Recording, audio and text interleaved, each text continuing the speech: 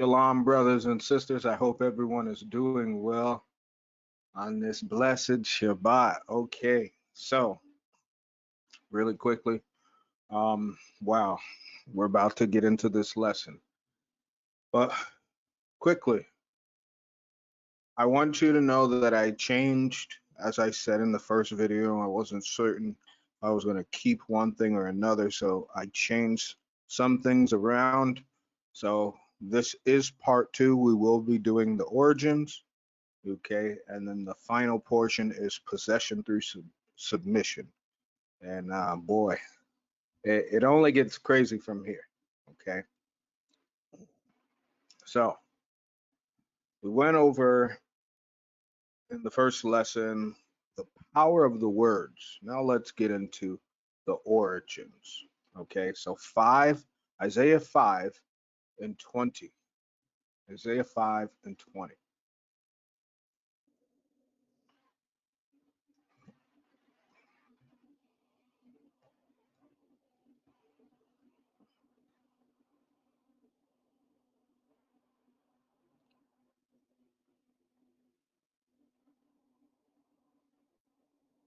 Isaiah 5 and 20 reads, woe unto them that call evil good and good evil, that put darkness for light and light for darkness, that put bitter for sweet and sweet for bitter. Now, it's simple to say that, okay, it's not serving the Most High. So we understand that, right? Obviously, Halloween is not serving the Most High. It's about dressing up and different things. But in the previous lesson, we saw that the words, right, are just as powerful as the actions, right? Now, it says, woe unto them that call evil good. Now, I want to make sure that everyone understands this term call, okay? Now, it says a continuation of segments which fill the whole, okay? A chain of words blended together to form sentences, so forth and so forth, right? Now, to call evil good, now you see certain words, answer, appoint, so we can say they appointed a pagan day and mixed it with a righteous term, right? Hallow.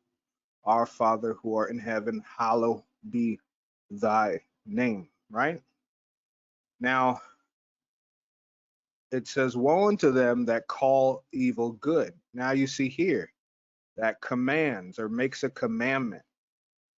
You're going to find out in this lesson that in the times of the Bible, we're going to go into Maccabees, that there were certain things that were commanded by the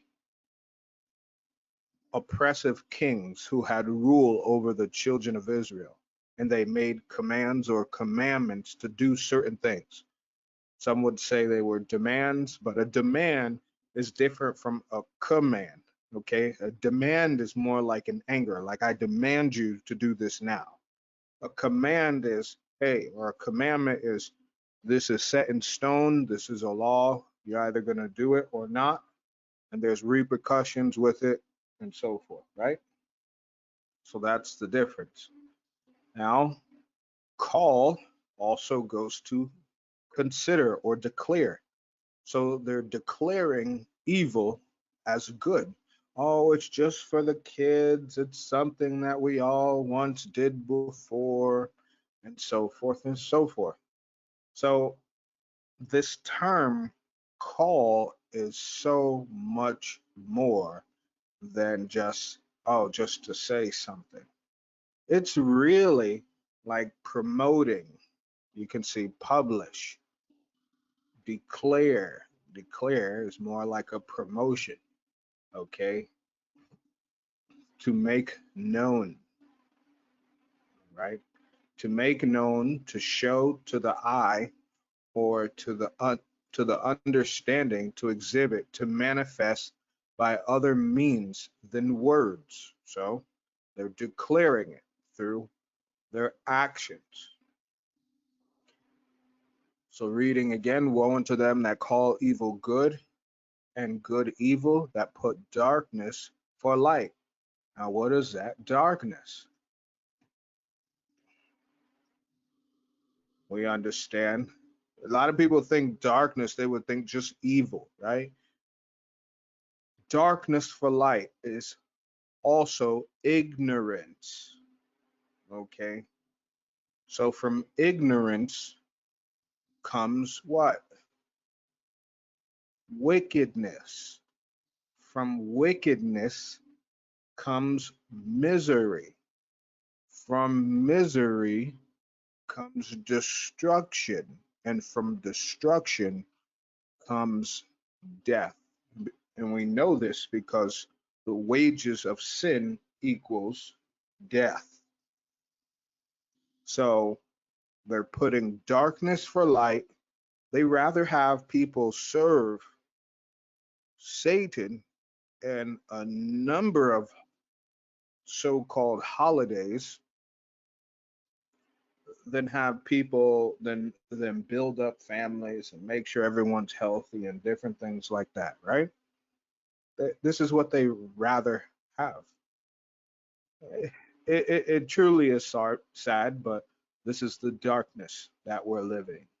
Okay. And then the root word, kashak, it says as withholding light. So they withhold the information. Now, brothers and sisters, you may say, how can I say they're withholding light? Okay. Remember, truth is light. Truth is light. Therefore, a light exposes whatever was hidden in the dark, which means if they're not bringing to light what Helloween actually means, they're withholding the light, right? And thus forth, they're causing darkness upon people. And they're putting bitter, it says that put bitter for sweet. They put bitter for sweet. Now, bitter, going back to angry, think of it, right? How many people are angry during these times? And look what it says. Bitter goes to the root word to trickle, to be causatively make bitter, literally or figuratively, be in, deal, have, make bitter, grieved, grieveth, provoke, and vex. Now, this is a time that people are looking to vex the righteous, right? They're looking to irritate. This is one of the reasons why I said, brothers and sisters, if you know people who want to serve this, just leave them alone. I mean, it's one point where we want to save someone, and then you have to understand it's another point where the person doesn't want to be saved, but they're just egging you on, or they're trying to irritate you to get you out of the spirit. You understand? This is why I read in the previous lesson Ecclesiasticus 4:20 and 20 through 22, observe the opportunity and don't be ashamed when it concerneth your soul. I'm not going to sit there and waste time with people who are looking to make me angry, right? To make me frustrated. And you also have the thing of it, brothers and sisters, in another level. What kind of person are you dealing with who just wants to sit around you to hear what you believe just to make you angry. That's another level of wickedness. There's one level of wickedness where uh, people don't want to know and they don't care. That's the wickedness of ignorance, right? And then this wickedness is about something else. This is about generating spirits from them to you because they're trying to what vex you. They're trying to irritate you. They're trying to make you angry. Okay? They're trying to disturb your peace. So, brothers and sisters, as we draw nigh unto the Most High, and He draws nigh unto us, you have to understand, don't put yourself in the situation. I'm gonna keep saying this because watch how we end this lesson today. Watch how we end this lesson, and then watch the next lesson.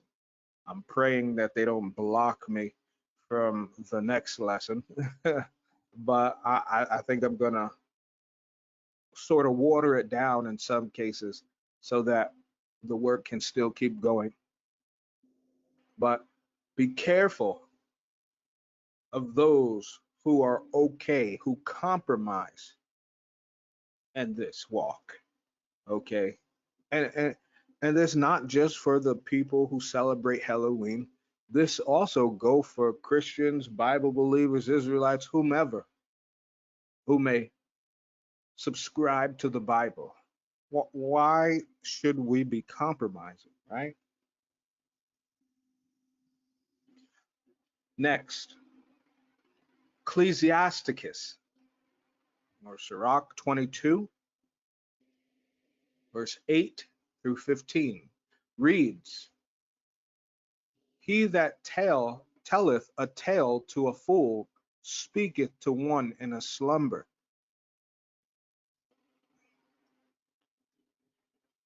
When he hath told his tale, he will say, What is the matter? So when you sit there telling people the evils of this, I'm convinced, brothers and sisters, most people don't care. We live it, they say we live in the age of information, which is so true. You literally have to want to be dumb because you don't want to look up things. You don't want to and they said the the brain cells of people, not is and this is not just to a generation, the generation Z, even though they are plagued with this issue, but this is to all generations. They say that we live in a society where most people's brains have a lower capacity than a fish because we've gotten news clips that is 3-minute news clips. We've gotten TikToks and Instagrams, 30-second bites, 1 minute, 3-minute bites. And so people can only listen for so long. They're not realizing that they're being conditioned to just listen for so long, and then they'll be like, well, I don't want to listen. It says you tell the tale to a fool, it's as if you're speaking to one in a slumber. That's the deep sleep. That's that Isaiah 29. It says when you tell them to tell, they'll say, what is the matter? Say, well, I still don't see what's wrong with it. Everyone else does it. If you find people who say everyone else does it, you just say, have a good day and walk away. I, I'm not into the debating.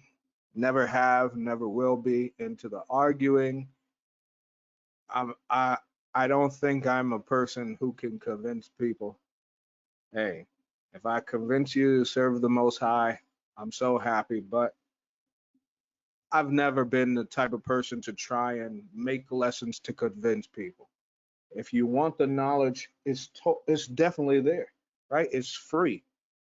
At the end of the day, when I'm judged, and at the end of the day, when the people who watch lessons or just go on YouTube or social media and look for things, and the Most High say and Christ say, well, you scrolled past something.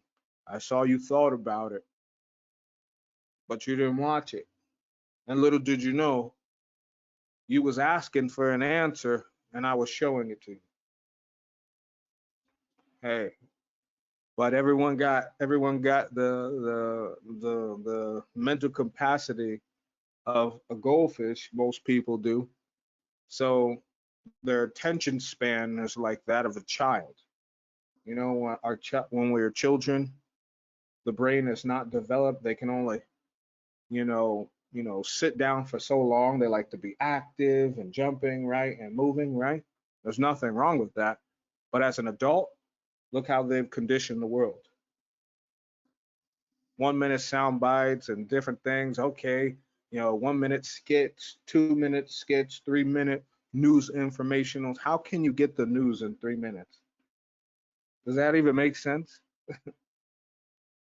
Verse 9 reads, if children live honestly and have wherewithal, they shall cover the baseness of their parents. Okay, and this is just common. Parents, take care of your children so that they live honestly. And when they live honestly, they will help you, right? I say this so many times. This is so important.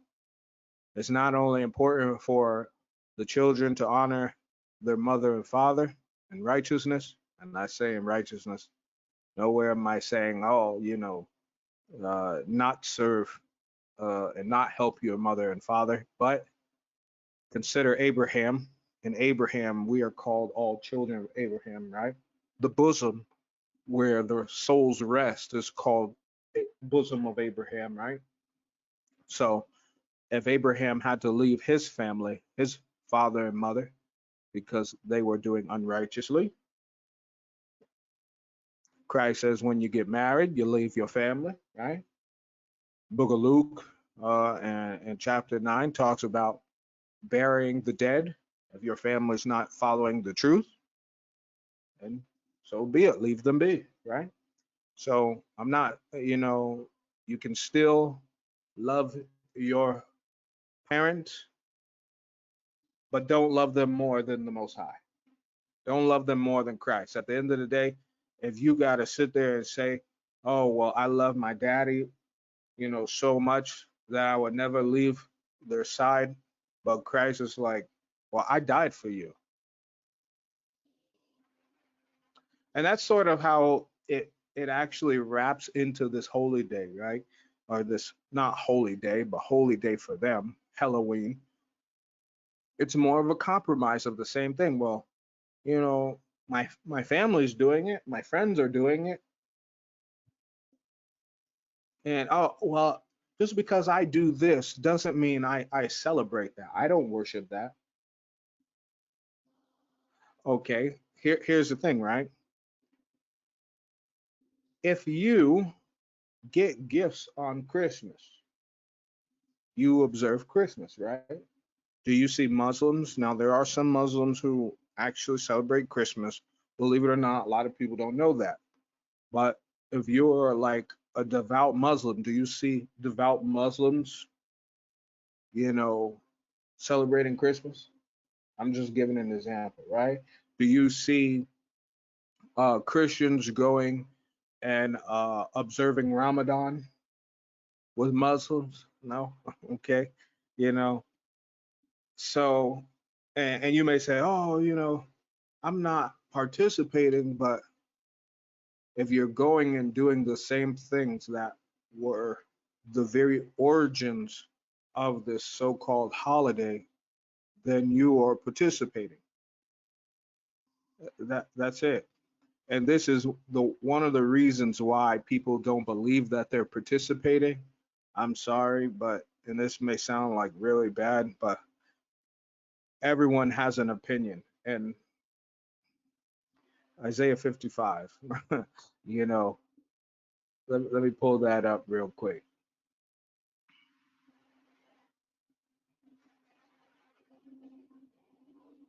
One, the Most High says, and Isaiah 55:6, seek ye the Lord while he may be found, call upon him while he is near.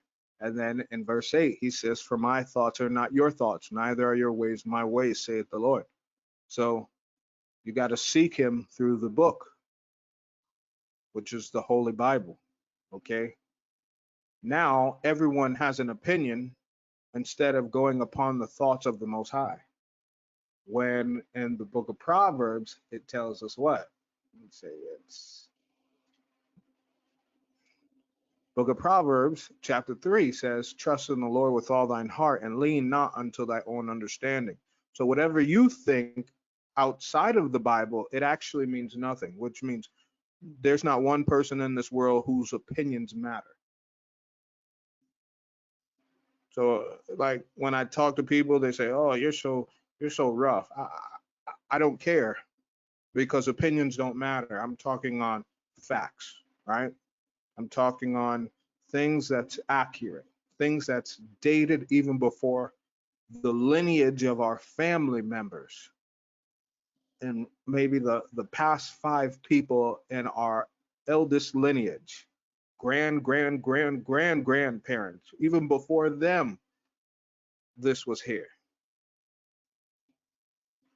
You see, but since they want to say, oh, well, I'm not celebrating this, and I just do it for the kids. Most I said not to go off of their own thoughts. He said not to lean unto your own understanding, because when you have your own understanding, guess what? You end up falling. And then how many times have we all cried and said, oh, Most High, oh God, please help us? Or how many times when you have prayed and you've never gotten what you've asked for? It wasn't because the Most High doesn't love you. It's because you're doing something that has to do with outside of his goal set for you. It's nothing to do with you. It has to do with how he made you and how we as a creation are going to bring glory back to him. But nevertheless, going back into Sirach in 22, was it 22? Yep. Verse 9, we were at, so I'm going to leave off at 10. But children, being haughty through disdain and want of nurture, do stain the nobility of their kindred. Weep for the dead, for he hath lost the light, and weep for the fool, for he wanteth understanding. Make little weeping for the dead, for he is at rest. But the life of the fool is worse than death. 7 days do men mourn for him that is dead, but for a fool and an ungodly man all the days of his life. That means when someone die, hey, there's nothing I can do for you. Mourn for 7 days and keep it pushing. That's what that means. It says, talk not much with a fool, go not to him that hath no understanding. That's why people say, I'm not gonna sit there and argue with you. If that's what you want to believe, that's non-scriptural, I'll tell you twice and I'll keep moving it. If you're so adamant about it that you think I'm a devil, or you think I'm trying to break up something from your home or your family, I'm just gonna leave you alone, because that means you are concrete in it. You don't want to change. You don't want to see light. You don't want to have hope for better things. All right. It says, beware of him lest thou have trouble, and thou shalt never be defiled with his foolery. So see that? You don't go to someone with no understanding, lest you go and try and help them, and then they sweep you off your feet. Right? This is why I tell everyone we have to go back as believers in the Bible. We have to go back to the structure that Christ gave. Not everyone is a teacher, therefore you shouldn't be teaching. Right? Not everyone is a minister or an apostle, therefore you shouldn't be, lest you go and talk to someone else and they rebuttal what you're saying was something of theirs, and then you're stuck in question, right? You're stuck in doubt. It says, depart from him, and thou shalt find rest, and never be disquieted with madness. What is heavier than lead? And what is the name thereof but a fool? Sand and salt and a mass of iron is easier to bear than a man without understanding. And see that? It says all the elements of the world, sand, salt, and iron. Okay. It's easier to be around these individuals or to be around these elements than it is to be with someone who wants to enjoy foolishness.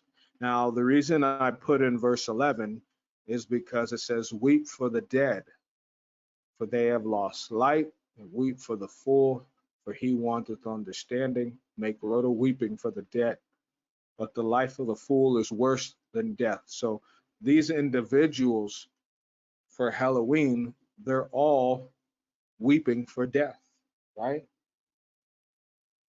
Now, they say weeping, huh? Lamentations, expression of sorrow, cries of grief, the act of bewailing. Okay. And I'm breaking every portion down for you. Bemoaning, expressing grief, right? So this is all they do. Now, and mind you, I didn't add this, but so the days go by what? The days go Halloween, Day of the Dead, Panoma, Pana, Panoma, then it goes Parentelia, and then it goes Guy Fawkes Day. And I know you're probably like, what? What? Just hold on now, because I'm going to show you why I brought those times out. Okay. Now, really quickly, Colossians, Colossians 2, 6 through 8. It reads, as ye have therefore received Christ,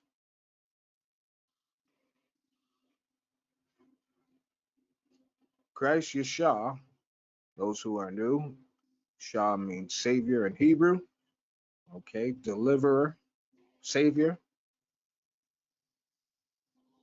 As ye have there received Christ Yeshua, the Lord, so walk ye in him. So for all these people who call themselves trunk or treat, right?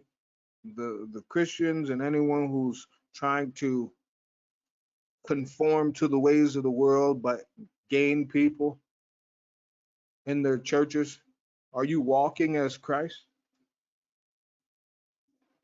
Like Christ never conformed just to gain followers.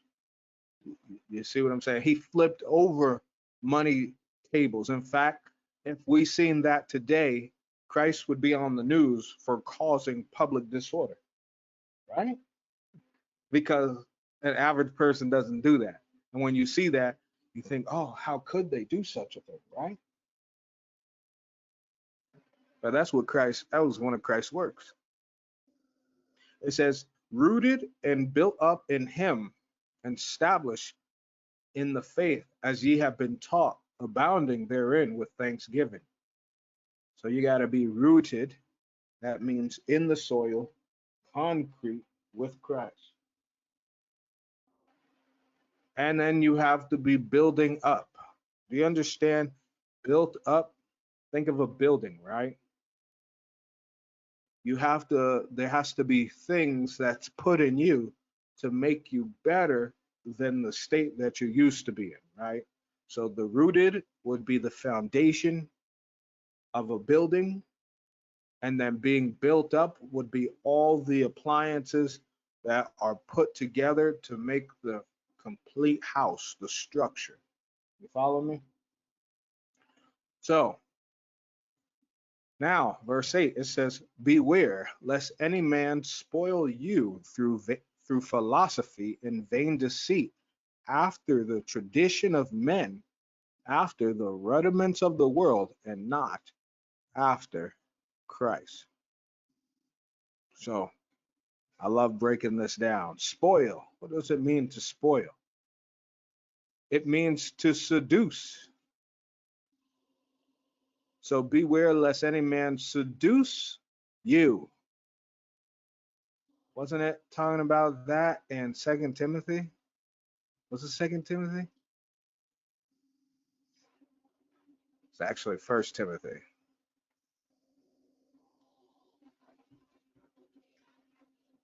First Timothy chapter 4. Now the Spirit speaketh expressly that in the later times some shall depart from the faith, giving heed to seducing spirits and doctrines of devils, right? Yep. So don't let no one spoil you. Don't let no one seduce you. Don't, and we can even get into that term.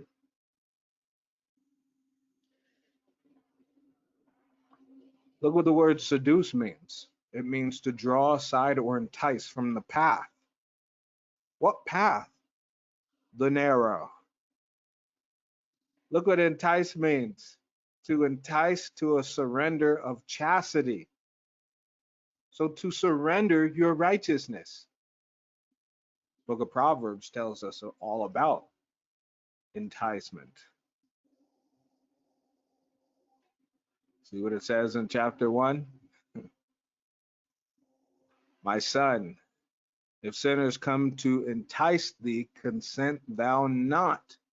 If they say, come with us, let us lay wait for blood, let us lurk privily for the innocent without cause. Let us swallow them up alive as the grave, and whole as those that go down into the pit. We shall find all precious substance, we shall fill our houses with spoil. Cast in thy lot among us, let us all have one purse, meaning let's just do it all together and we'll split it together. My son, walk not thou in the way with them, refrain thy foot from their path, for their feet run to evil and make haste to shed blood. You see that? You see that? Okay. Stay away from those who seduce you to what? Through vain philosophy. And what is philosophy?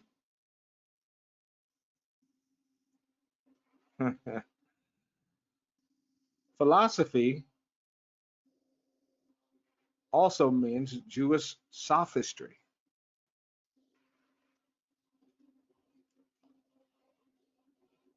Okay. Fallacious reasoning. Reasoning sound and apparent only. Okay. Apparent only.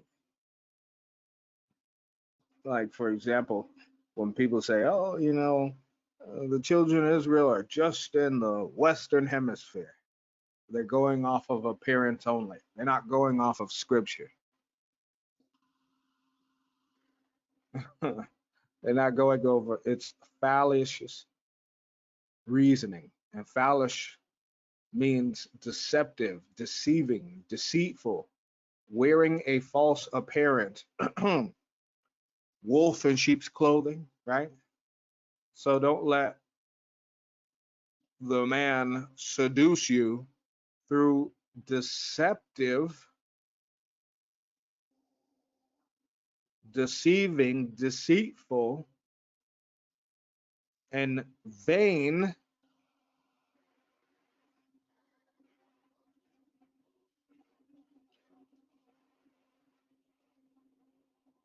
Vain meaning empty, having, and think about it, right? Has no value. That's what empty means. Sadly, I'm gonna get it. Okay, void, devoid, destitute of solid matter, destitute of force or effect, substantial, unsatisfactory, not able to fill the mind or the desire, not supplied, having nothing to carry, something leaving you hungry for more in the wrong direction, unfurnished with intellect or knowledge. Look what it says. Empty also means ignorant. So don't let any man seduce you through deceit or being deceived through ignorant trickery. And deceit would mean delusion, which means ignorant delusions. Don't let no one deceive you. A delusion. Look, a delusion, false representation, an illusion, error or mistake proceeding from false views after the tradition, after the tradition, after the tradition of man. Now, this says transmission,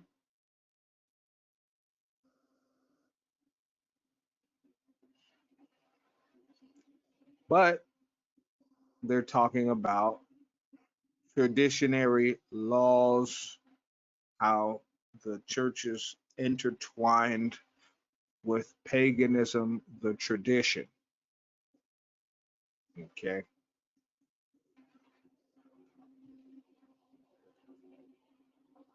And look what it says. I love what tradition says.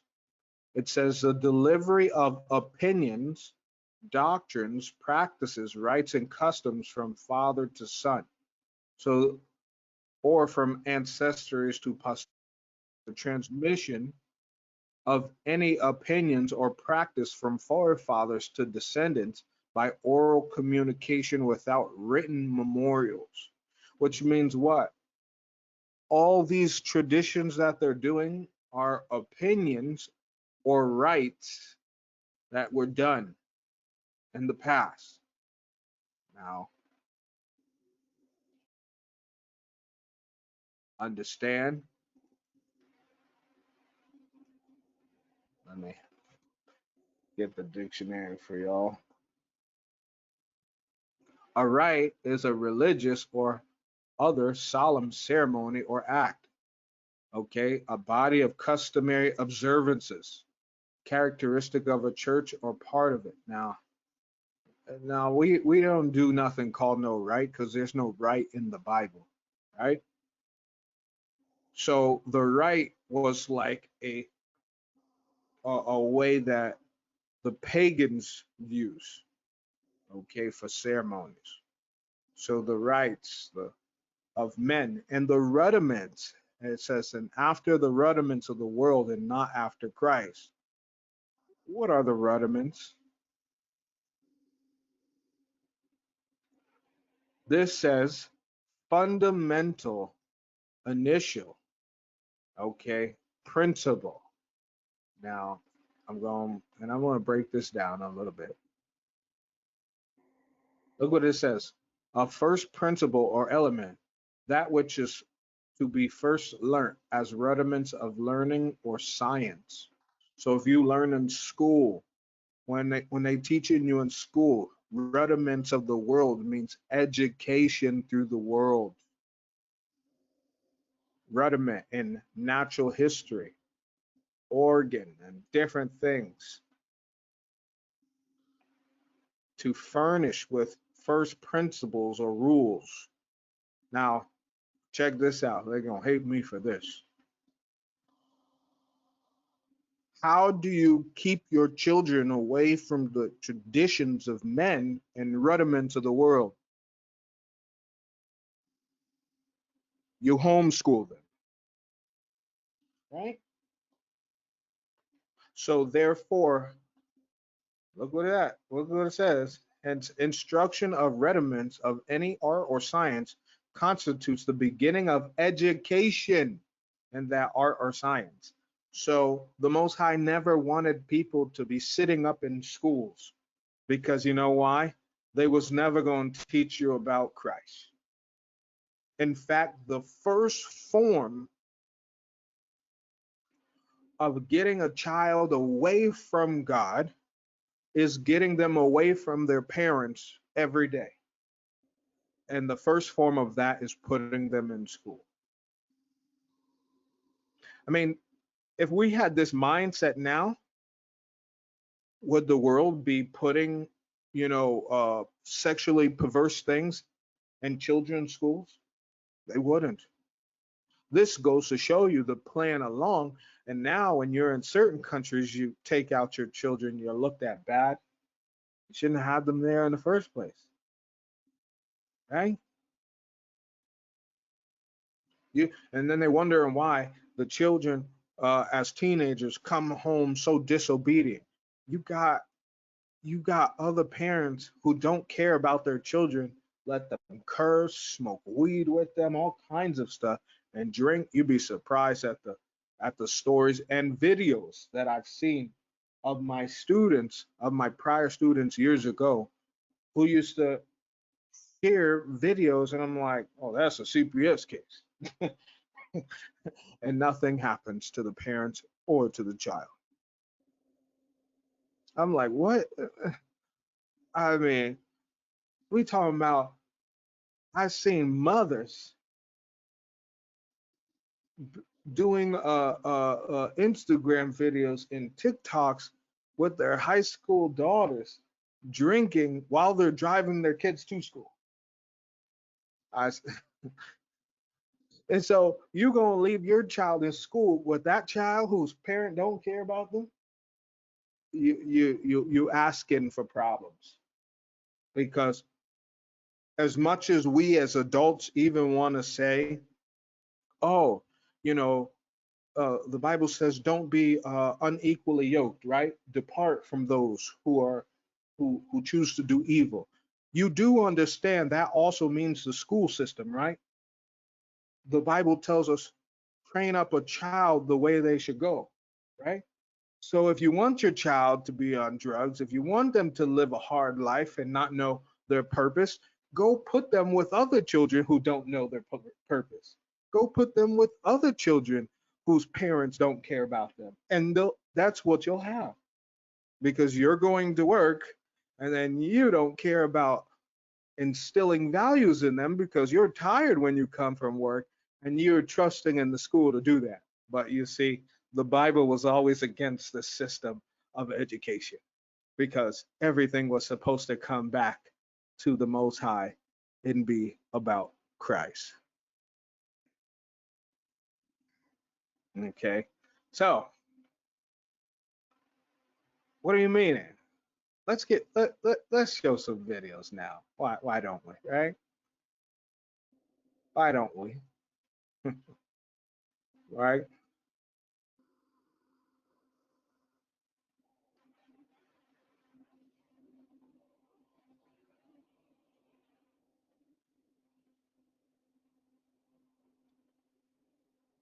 And fair use.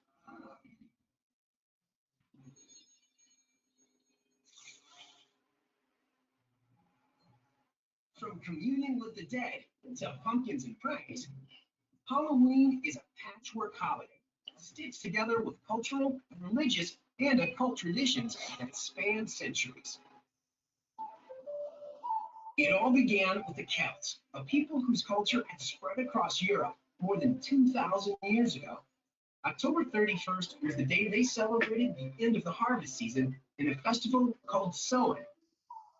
That night also marked the Celtic New Year and was considered a time between years, a magical time when the ghost of the dead walked the earth. It was the time when the veil between death and life was supposed to be at its thinnest. Now, apparently, these witches and warlocks would say that this is the time that the veil, what is the veil, brothers and sisters? The veil between life and death, or what we would call the spiritual and the physical, is what? Is matter in scientific terms. Okay. And within the Bible, it's called the firmament. Now, what have the stern individuals been trying to do for the past 5 years? On Helloween, they made the day of dark matter, right? Are you seeing how it all connects together? So they understand that high wickedness would roam at this time. Don't be fooled just because they're sitting there thinking that they just getting some innocent candy. Go to the dollar store. I know in Babylon and different countries they got 99-cent stores or um, little cheap gas stations and stuff like that, petrol stations that they can go into. If it's about candy, go get your kids some candy somewhere else, right? Why you gotta wait on Halloween, right? On Samhain, the villagers gathered and lit huge bonfires to drive the dead back to the spirit world and keep them away from the living. But as the Catholic Church's influence grew in Europe, it frowned on the pagan rituals like Samhain. In the 7th century, the Vatican began to merge it with a church-sanctioned holiday. So November 1st was designated All Saints' Day to honor martyrs and the deceased faithful. So now October 31st is a day, and then November 1st is a day. Both of these holidays had to do with the afterlife and about survival after death. It was a calculated move on the part of the church to bring more people into the fold. All Saints' Day was known then as Hallowmas. Hallow means holy or saint, so the translation is roughly Mass of the Saints. The night before, October 31st, Sound like Christmas, right? But mass also means death. That's what they're not telling you. So death of saints. It's not the other term that they're saying. Mass means death of something. Christmas means death of Christ. Hollow Mass means death of saints. was All Hallows Eve, which gradually morphed into Halloween. The holiday came to America with the wave of Irish immigrants during the potato famine of the 1840s. They brought several of their holiday customs with them, including bobbing for apples and playing tricks on neighbors, like removing gates from the front of houses. The young pranksters wore masks so they wouldn't be recognized. But over the years, the tradition of harmless tricks grew into outright vandalism. Back in the 1930s, it really became a dangerous holiday. I mean, there was such hooliganism and vandalism. Trick or treating was originally a extortion deal. Give us candy or we'll trash your house. Storekeepers and neighbors began giving treats or bribes to stop the tricks, and children were encouraged to travel door to door for treats as an alternative to troublemaking. By the late 30s, trick or treat became the holiday greeting. All right. Now, if that's what you have seen before, that's a failure of an attempt to explain Halloween. I'm gonna take out the screen real quick. My voice is here, so bear with me. I want to show y'all something. All right. And I got more, but I just wanted to show you what the common person may see. Okay. they may see. Give me a second. All right. Why oh my, right? So check this out. For those of you who I spoke and I said about mass, right? Now this is what you would hear. It's more of a Catholic term, right? For their congregations, right? Now, look at the Catholic Encyclopedia. This is from the Catholics themselves. The word mass, missa, first established itself as a general designation for the sacrifice in the West at the time of Pope Gregory the Great. The early church having used expression, the breaking of bread, fractio panias, or liturgy, the Greek church has employed the later name for almost 16 centuries. They were currently in the early days of Christianity, other terms. So Mass meant the Lord's Supper, Mass meant the sacrifice, Mass meant the gathering together, the mysteries. Okay, so sacrifice. Okay, the sacrifice. And you had to think sacrifice is more like what? When you see in the Bible, you give a sacrifice, you kill something, right? That's what sacrifice means. And if you do further research on it, you'll find it as well. But you want me to do a lesson on Christmas, you just all you do is ask. Usually I don't know. And requiem, a requiem or requiem mass is known as mass for the dead or mass of the dead. And what is this? It is a mass of the Catholic Church offered to offered for the repose of the soul or souls of one or more deceased persons. So hallow mass, and then they changed it. So this was literally a day for the dead. Okay? No matter what, it was a day for the dead. Now, this is this was a really good video. Okay, I thought it was. I love actually the World History Encyclopedia because they give clear cut information. So this is about 11 minutes long, but we're gonna stop it and talk through it. All right, fair use. Did you know that jack-o'-lanterns were originally carved out of turnips?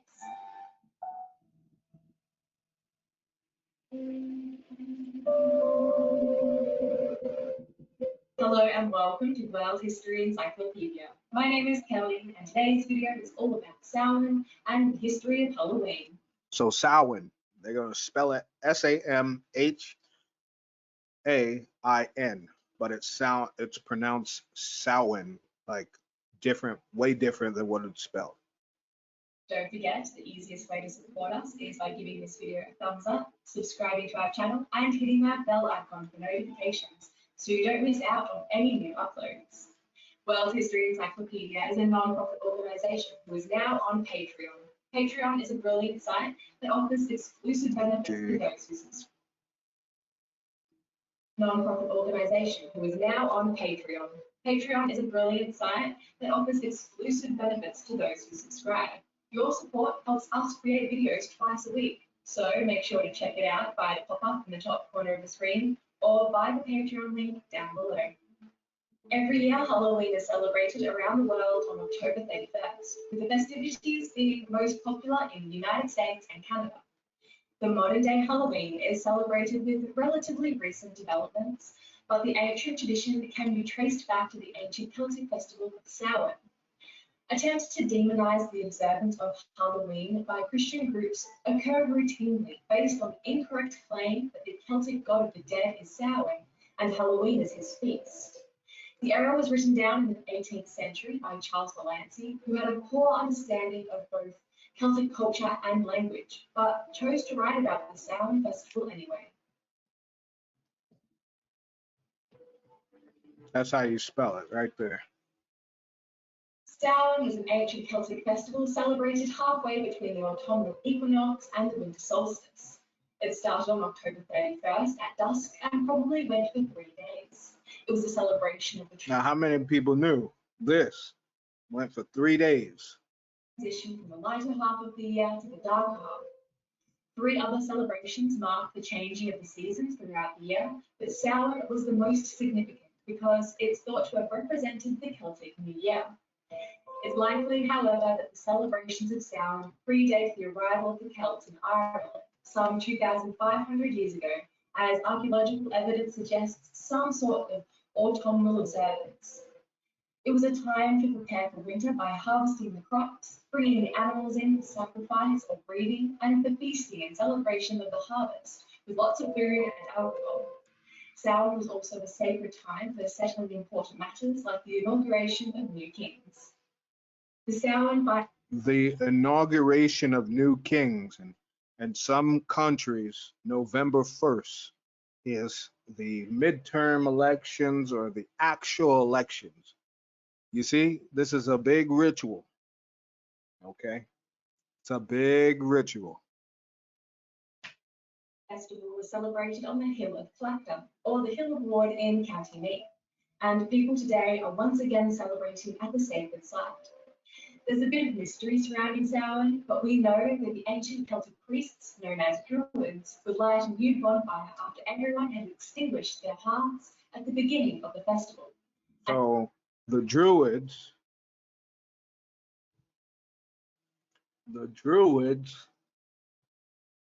were big for this time. The Druids, Celts, the Druids.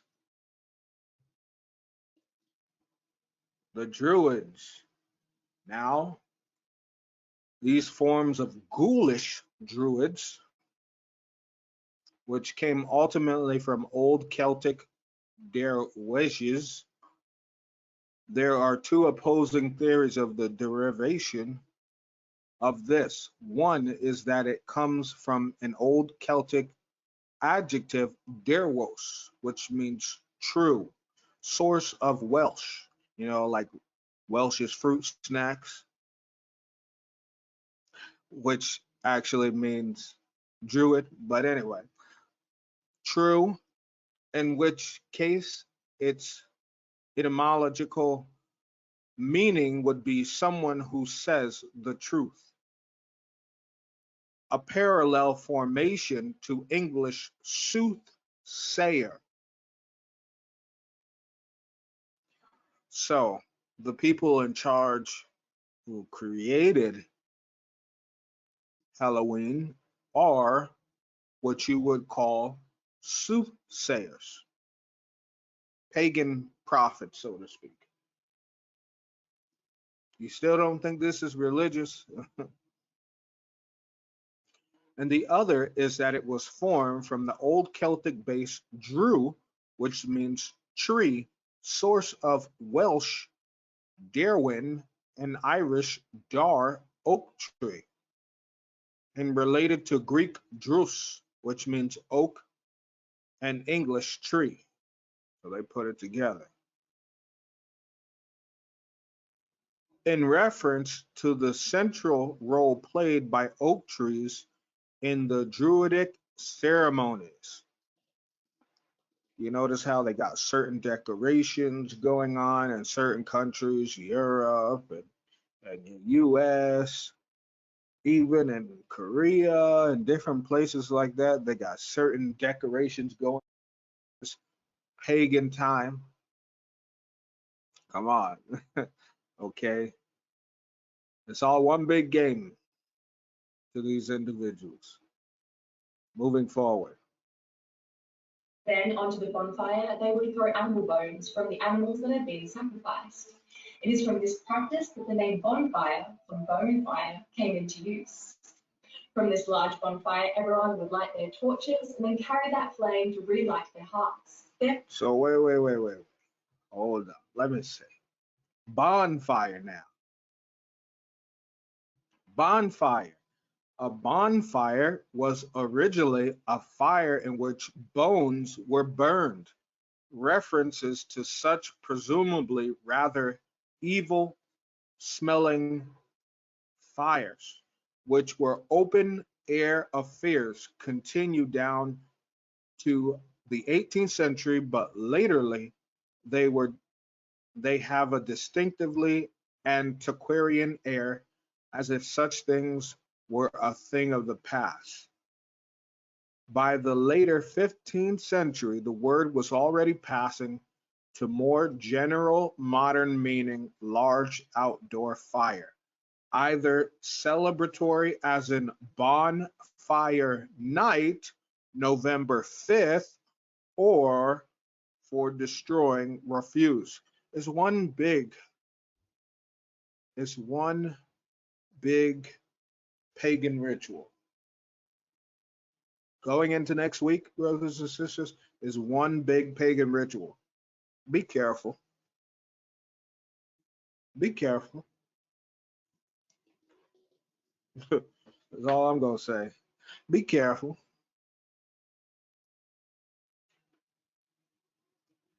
Moving forward. By taking personal light and warmth from the communal fire and symbolizing the individual's connection to and reliance upon others.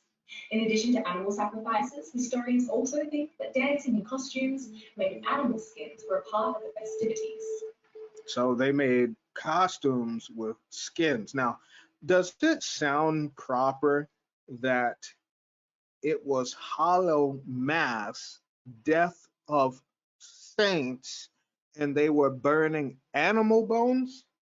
I highly doubt it. I highly doubt it, brothers and sisters. During Samhain, the ancient Celts believed that the veil between the other world and the physical was lifted, which made it a good time for druids to practice divination. It was also considered a perilous time because the passage between the two realms was easier and the spirits could act with more powerful agency in the human world. Now, hold on. Divination games. You thought this was a joke. You thought I was kidding. You thought, mm, come on now. I'm not gonna sit here and lie. I'm gonna inform brothers and sisters. I did a little research and I watched a video for educational purposes and I got the specific names or at least 19 names of different types of divinations. And when they talk about divination games that go on during this entire week, you would be surprised. Let's see if, in fact, we can get it through the e-sword first. So, first, and I'm going to go over these quickly. First, divination is something we all know. Astrology, okay? A science which teaches to judge of the effects and influence of the stars and to foretell future events by situations in different aspects.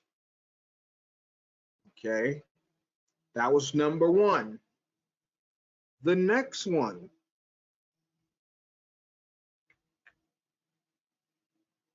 they may not allow me to put it in here. So let's see one moment. Let's see if I can do it this way.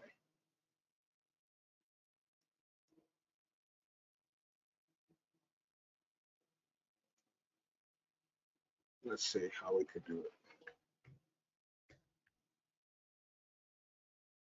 Look, here we go. Cartomancy. You know, necromancy, but cartomancy, it means the divination by means of playing card games. You didn't know you could do that, did you? When I told you, brothers and sisters, that this goes so much deeper, like they've made it a normal thing to the world. cartomancy. The next one,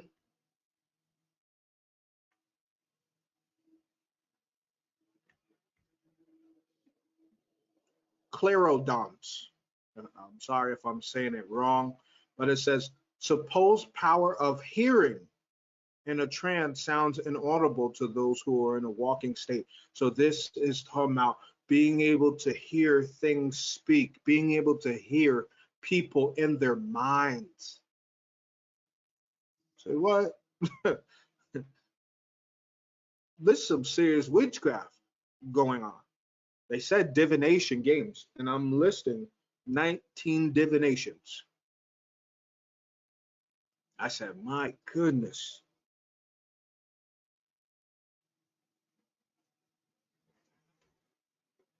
Next one.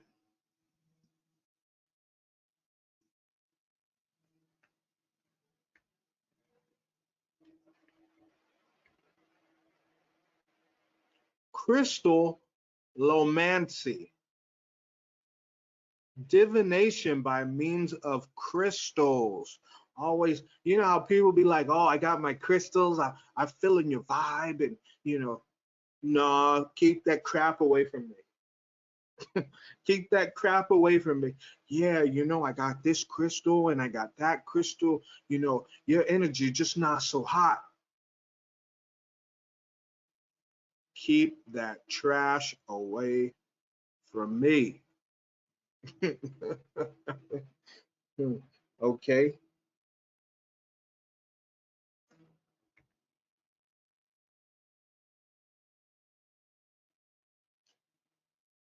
Now, dowsy, it says to search for deposits of ore, water by a dowsing rod.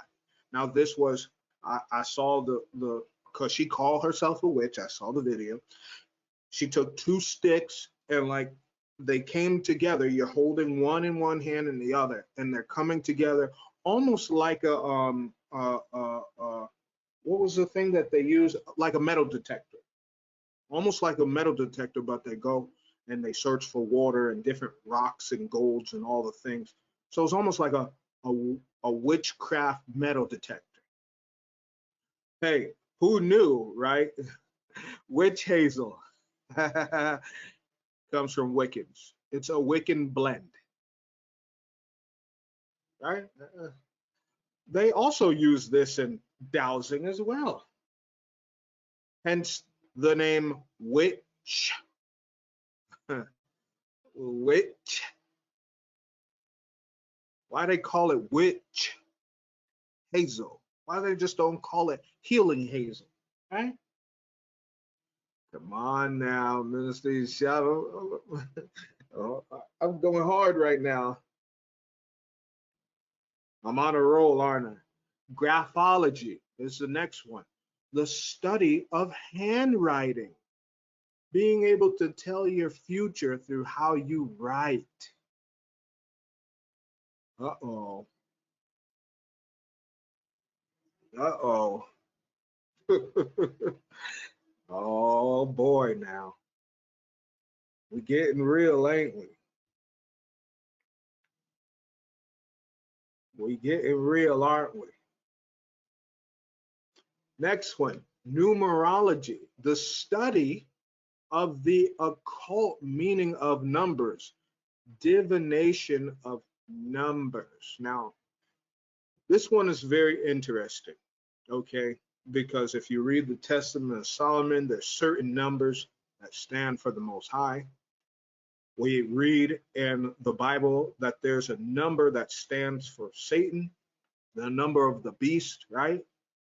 Most High also has a number.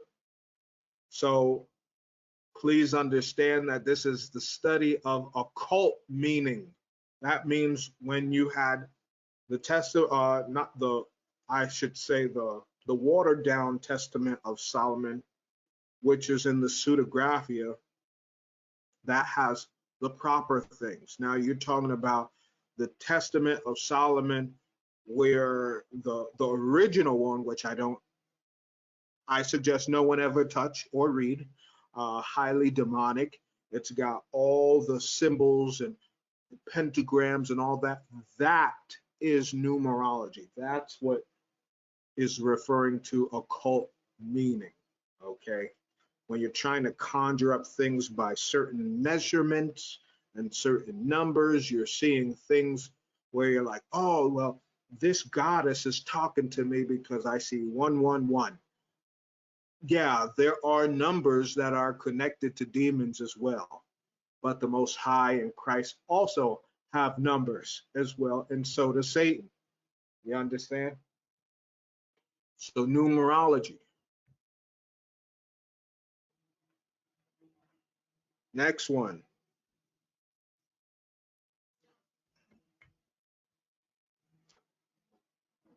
Oh, they wouldn't let me see. They wouldn't let me show it.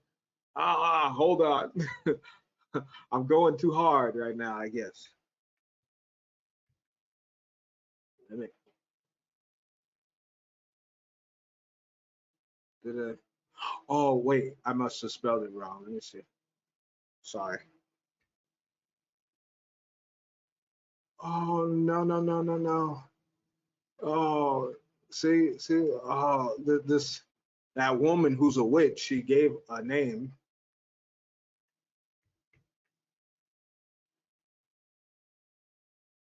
Okay, I'm going. Oh, wait. I got it.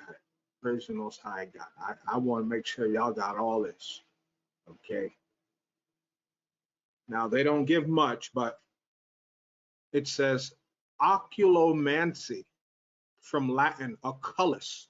Now you know they got the little what is it, the headsets now called metaverse and oculus. That's putting things, spirits, through your eyes.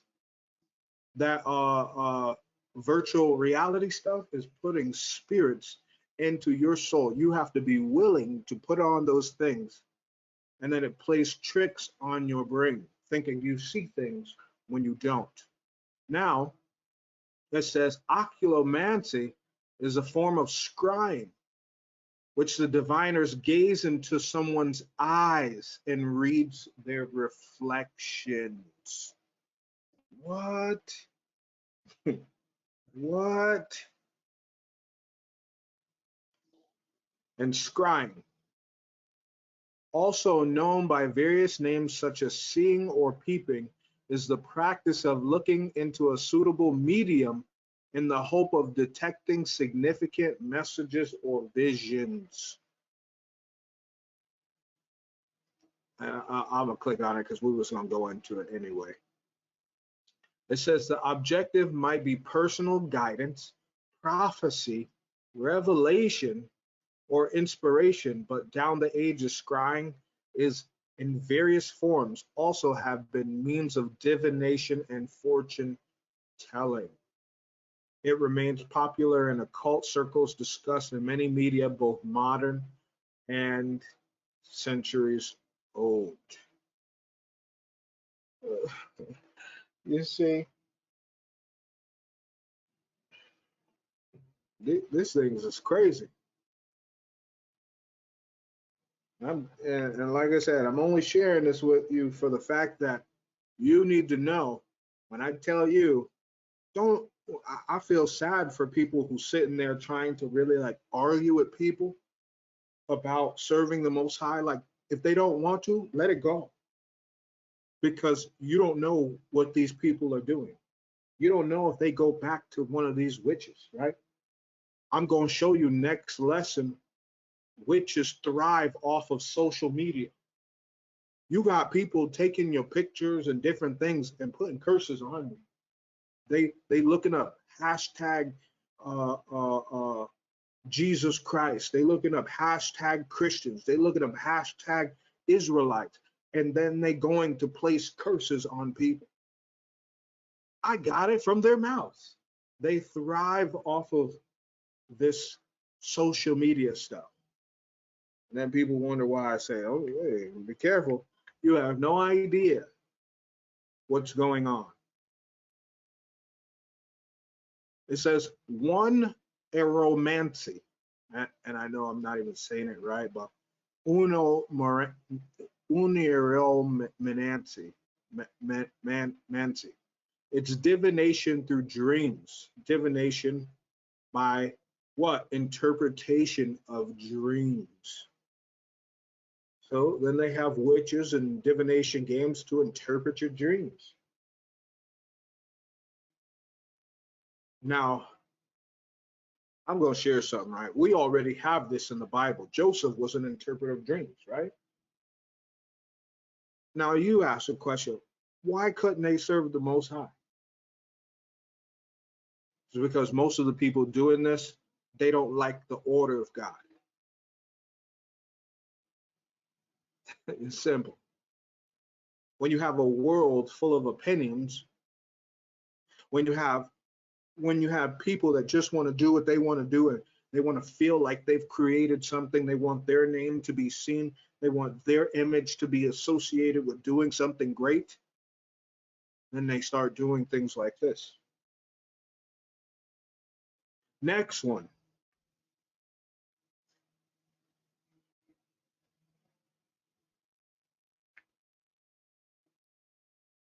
Okay, we will have to, a moment.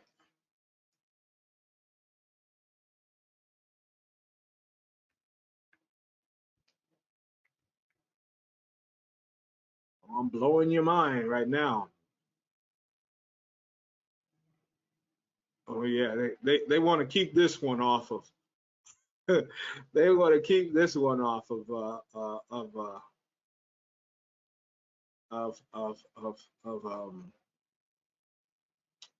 of of Wiki and Google, all of that.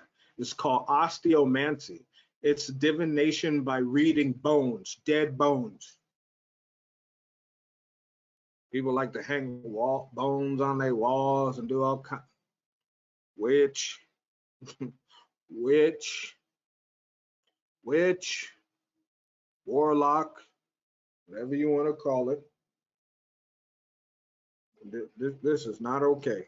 I'm letting you know right now. See, brothers and sisters, we are so innocent, even if we've sinned, because a lot of people don't know about this. I know there's a few witches out there who have come out and said that they're turning to the Bible, and praise the Most High, great for them. But how many people are actually listening to these people's testimonies?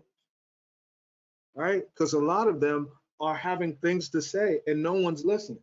Like when they say social media and they say Hollywood is really thriving on the lack of knowledge that people have.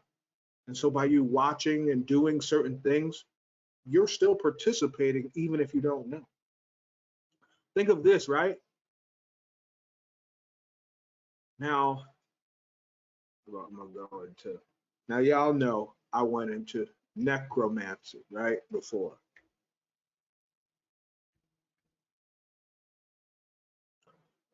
Now look, necromancer is still sorcery, witchcraft, black magic. It's also a divination with communicating with the dead, right? Now, we went over this before. Necros means dead body, okay? Neek, I told you, death. Mantia means divination or oracle. So they're getting an oracle from a dead body. And now you have osteomancy, divination through bones. So, you know, what are those criminal investigators? They're looking at the bones and stuff like that. That's not a degree. That's necromancy. That's necromancy. You're being taught necromancy. If the common person can't do it off the street, it's necromancy. If you have to go to school to get taught to do something and it's hidden, it's necromancy. It's sorcery. I don't know what other way to say it. And look, and we went into this before. From man to astutia to prophesy, from mantis, so praying mantis, one who divines, a seer, a prophet, one touched by divine madness, right? Which is related to minos, which means passion or spirit.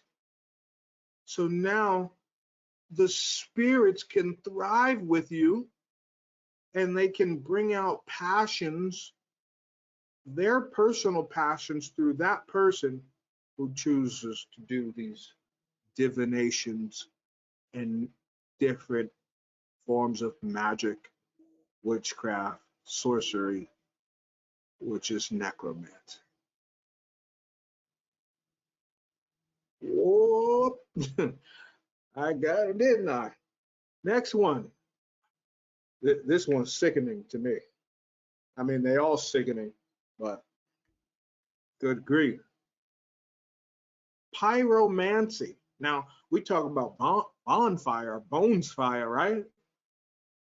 Pyromancy was the divination of fire, being able to tell the future and speak to spirits when you're lighting fires. Henceforth, don't they call him pyromaniac? Mania, right? Also, root word of maniac. A spirit of fire, pyromania, pyromaniac. These are people who enjoy. They're the spirits that are within them enjoy fire. It's creepy, isn't it? I know. Next one we all may know. Palmistry. The art or practice of divination from the palm of the hand. Y'all know that as reading the palms. Everyone knows that. Now, how come we only heard of what? We heard of astrology, numerology, and palmistry. How come all these things we ain't really heard of? Huh? Look, also, it says chiromancy, divination by the hand, palmistry. So it's almost the same.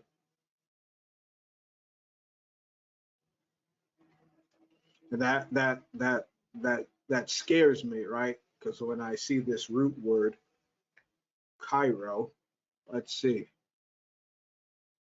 Look, chirology. Look.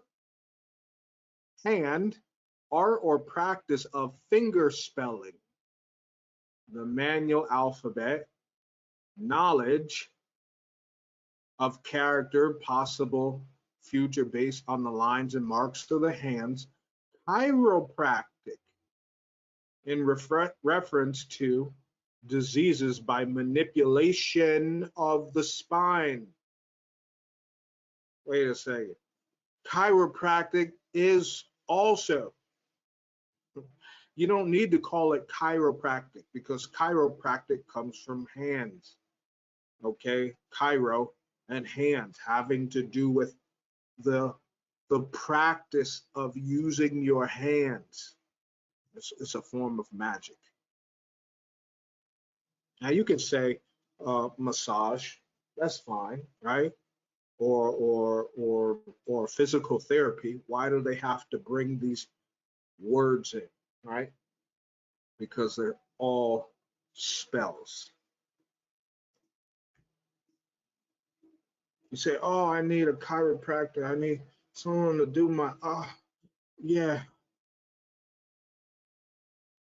okay. All right.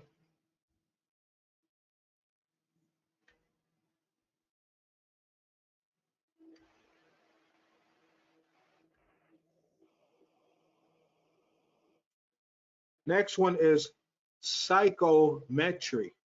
It says it's the alleged power possessed by some sensitive person of reading history of an object by handling.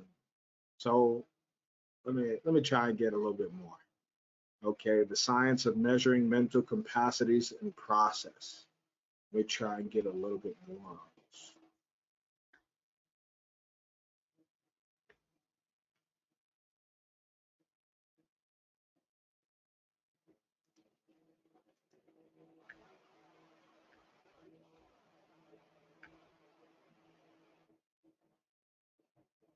One moment. Let's see if I can get some more on this.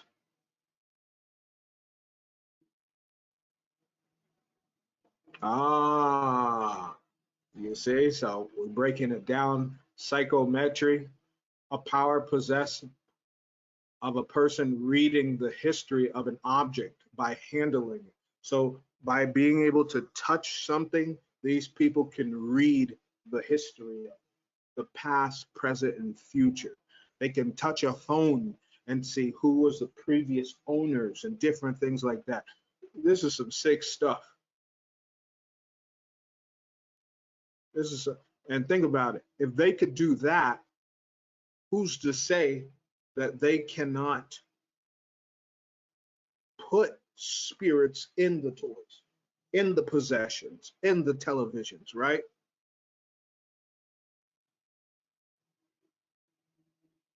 Look what it says. It went all from psycho, which means mind, mental, spirit, unconscious. So when we see a person like getting shot and tased, you would say psycho, right? They're unconscious. Their body's not going down from a taser. Their body's not going down from being shot. These people, what? It says the invisible animating principle or entity which occupies and directs the physical body. That's possession. That's possession. And look what it says. It also was used to form compounds in the Greek psychopathes, or I think also that would be in psychopaths, which means soul beguiling or deceit, soul deceit or soul beguiling.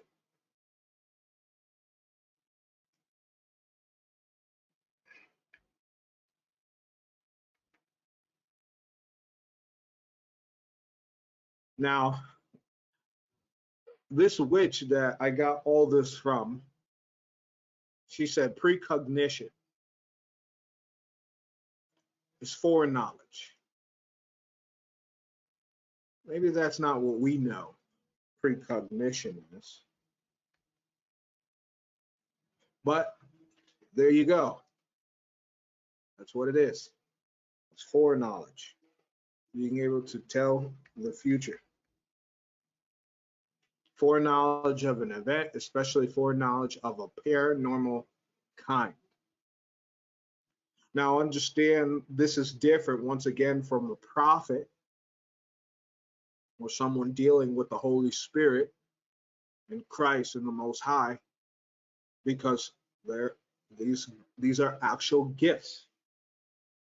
But now these people are doing this for their own personal use, maybe to harm someone or to help someone who isn't even serving the Most High.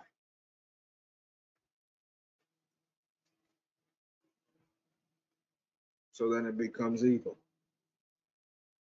This one was new to me.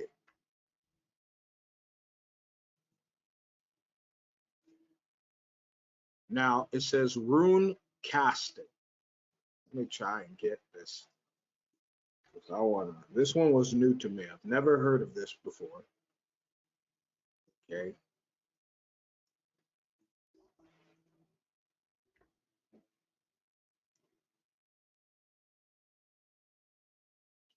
Runic magic.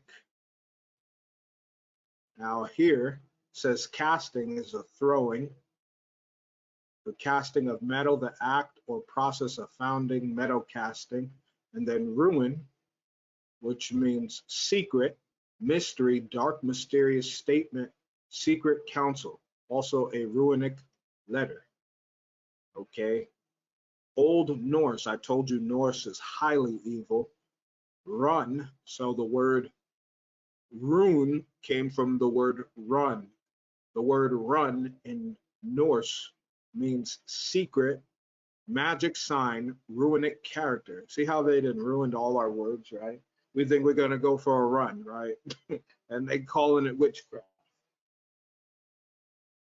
You see why the Most High hates this world now? The world is gone. Okay. It says Gaelic run also means a secret, mystery, craft, deceit, purpose, intention, desire. Now, Welsh reen is a secret, charm, or virtue. Now, going back to Wiki,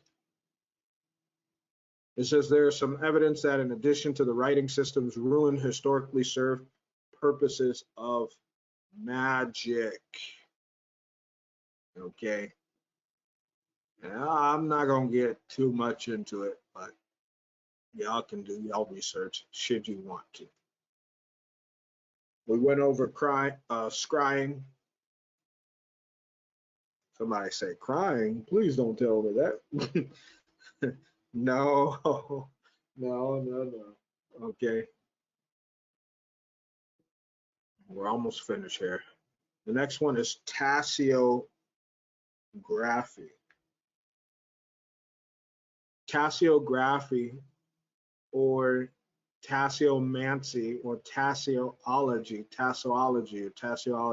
is the divination or fortune telling method that interprets patterns in tea leaves.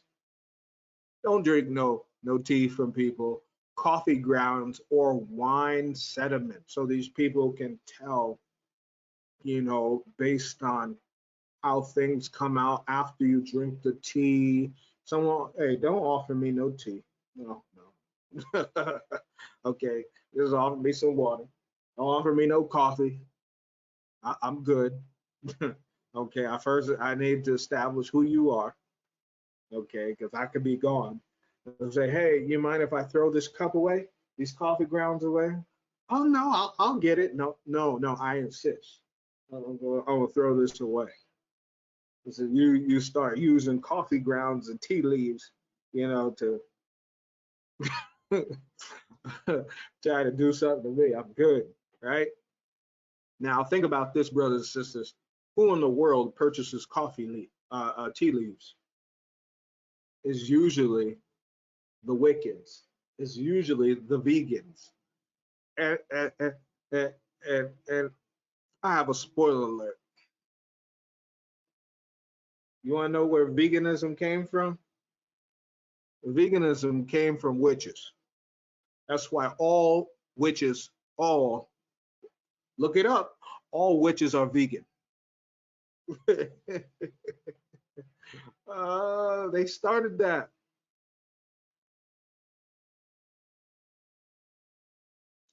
Next one. Sand divination. Okay, now obviously they're not going to give me the proper one, but it's just reading things through the sand.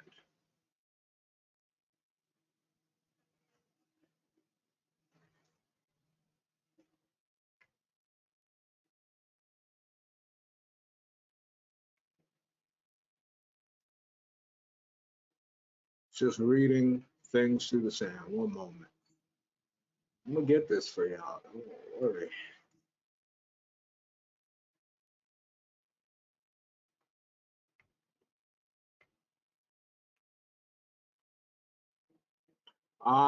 So they call it geomancy. Geomancy. Okay.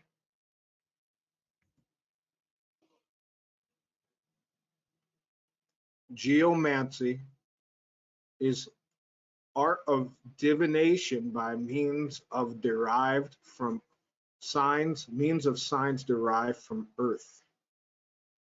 So the dirt, the sand, Okay, that whole, and you can see, what is this? Feng Shui. All them people who need them incense and stuff like that. I gotta get my Feng Shui on, right? It says it's a kind of geomancy practiced by Chinese, determining the luck or unluckiness of sites of graves, houses, cities, etc. Yeah, don't sit there and tell me, oh, the energy in my house. Go on now. Get away. I don't want to hear you. Them people need to be slapped. The energy, now we know that spirits are within homes, right? So, for example, if there was a person who was murdered or raped in a home, that spirit still lies within that home. That's true. That is true. But to do witchcraft and all kind, oh, my feng shui, and and look what feng shui means, wind and water, right? So it's a form of signs derived from earth. Don't even let me get into incense reading. Oh, uh, how many people? Let me do it. Most High, can I do it? Can I do it?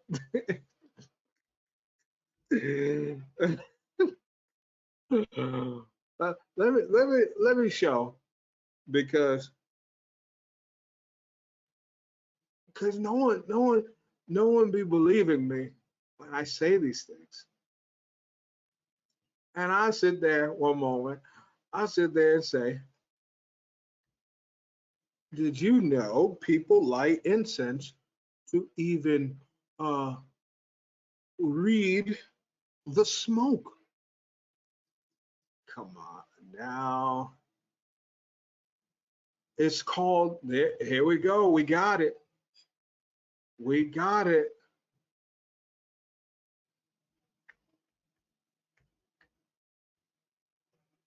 We got it. Where is it?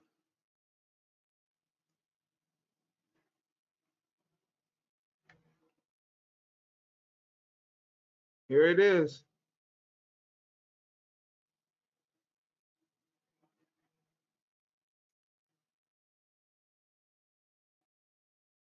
Look, so in one term, it says, oh, this one is showing lecanomancy, divination by inspection of water. Okay. Thus abasing and invoking the aid of a demon through dishes, plates, pans, all of that, right? And then libanomancy means, or livanomancy, or nisomancy is a divination primarily through observing and interpreting burning incense smoke. Goodbye. Leave me alone. I don't want to hear nothing else about incense. And don't sit there, and I got the scriptures too about incense in the Bible and what incense are. Don't sit there and tell me that it ain't. I don't want to hear it. I'm showing everyone everything. Look, and brothers and sisters, I didn't even go into Wikipedia, but look at all these different types. I'm not even gonna sit there and go through them all. I've read to you 19 of them. Come on now. Come on now. I ain't playing. When I come to destroy Satan, I come to destroy. It says that we tear down every stronghold against Satan. Everything. I want it all. I'm gonna tear it all down. I'm gonna tear it all down. Next one.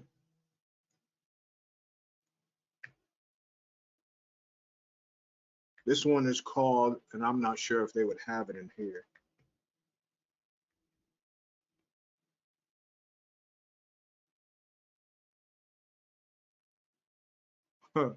This one's called pendulum. Pendulum. Pendulum divination. Pendulum is anything that hangs down from a point of attachment and it swings freely. So let's try and get that. A moment.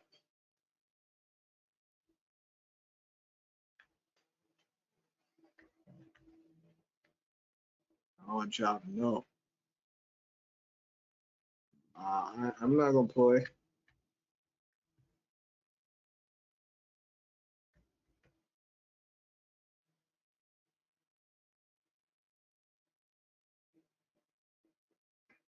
Oh, and that's what the dowsing was as well. They also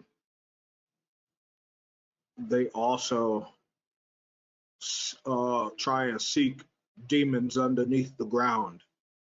So how you think they found those stargates and stuff like that? Hello. Hello. All right. So not too much on the pendulum, but now check this out. Look what just came up. Ophiomancy, the art of divination of movements and coilings of snakes.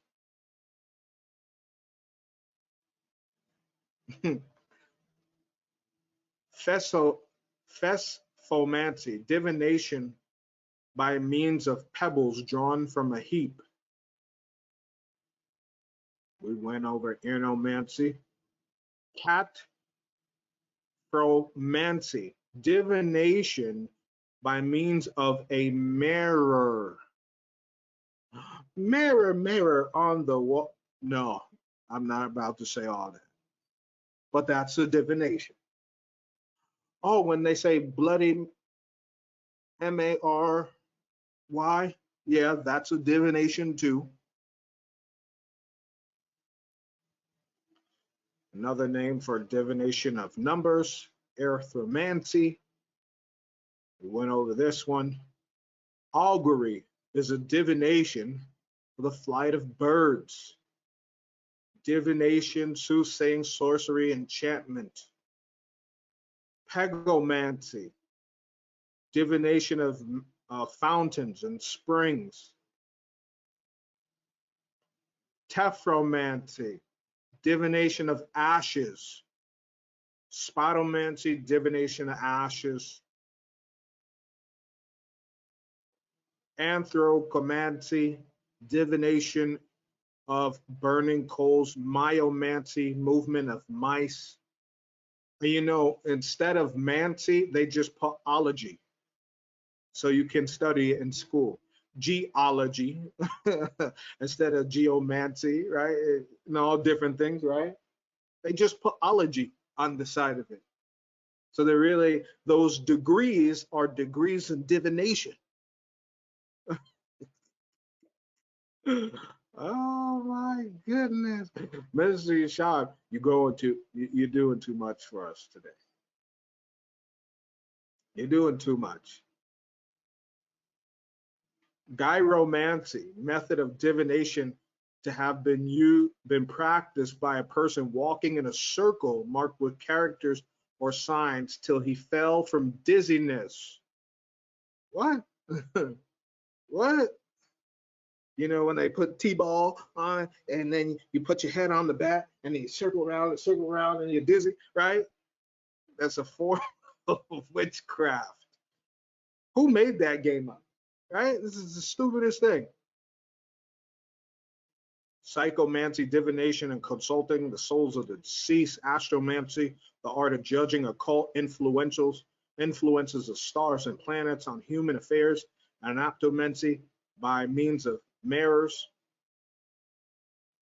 Oscillate, moving backwards. That's not just like a feeling. A divining rod, rhabdomancy. I mean, brothers and sisters, scapulomancy, divination by means of cracks in the shoulder blade. And they sit there and tell you, oh, the your scapula. You got to worry about, man, echonomancy, the reading of traces of footsteps to determine the nature and peculiarities of what made them. Forecast, we already know, it says that in the book of Enoch. Aeromancy is forecasting, reading the signs. And I used to sit there and say, and I even told my wife, I said, how can a forecaster tell me 7 and 14 days ahead? That's witchcraft. You don't control the sun.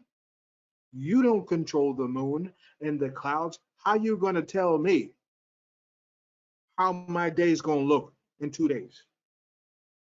What? Brothers and sisters, they've normalized divinations and witchcraft.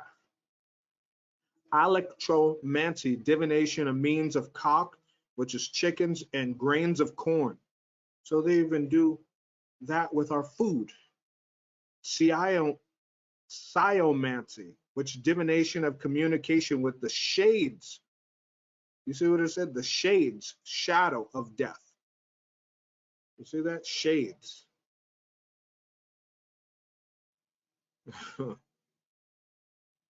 Look, bibliomancy. They got something for everything. Divination by opening a book, especially the Bible at random. Who when I told you witches also follow the Bible, they'll sit there and put a finger on, and then boom. Oh, this is what my spirit is telling me. Man, get out of here with that. No, no, no, no. Sorry for my Native Americans. Powwow is the conjurer. Okay. Why do you think when you're going to all those Native American powwows, they're doing ritual dances? Oh, I'm touching it all. I'm coming after every stronghold because they didn't put Christ's name in it. They didn't put the Most High's name in it. Hallowed, holy. They didn't put our forefathers and foremothers, the righteous, the saints in it. We're coming after them all. Look, look, look. Rhapsody, rhapsodomancy. Don't they got that online music streaming called Rhapsody? Divination by means of verses. That's your songs. Everything is what? Witchcraft. A jinx. Witchcraft. A jinx is a spell. Come on now. I want all of it.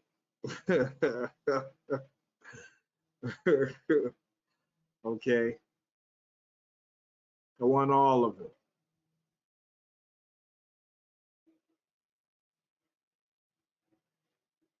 And I feel like being nice today. Let me say something. Look at see that? They got different kinds of divinations by using shells, cards, I told you, use of arrows and darts, using of dice, mark what letters or numbers to search out different things. And then they had the nerve to put the dice in games, right? But if you're playing, let's say, a Monopoly or a Christian game, that's not divination. Okay, you're literally playing something as a family game, for another purpose. Okay. Fabian Mancy involves throwing beans into the ground. Kumalak is involves 41 bean stones, sheep into piles, different things, and y'all can go on. And guess what? For my so-called African American brothers and sisters, when they say jumping the broom, that's a witch. That's witchcraft too, by the way. You can look that up. Yeah. Anywho, those were the 19, but we went into so much, right? So this is what Most High is talking about. Don't let these people fool you into something. You ain't know that, did you? And now guess what? Some people do that on an everyday basis. The concept of liminality, or the in-between, was an integral component of ancient Celtic spirituality. And Samhain did not simply mark the change from summer to winter, but represented a liminal period in between the two seasons. Samhain was outside of time, belonging to neither summer nor winter.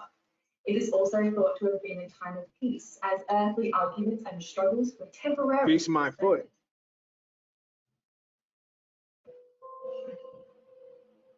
When Christianity arrived in Ireland in the 5th century CE, the Christians found it easier to convert people to their faith by incorporating some of the pagan celebrations into the Catholic calendar.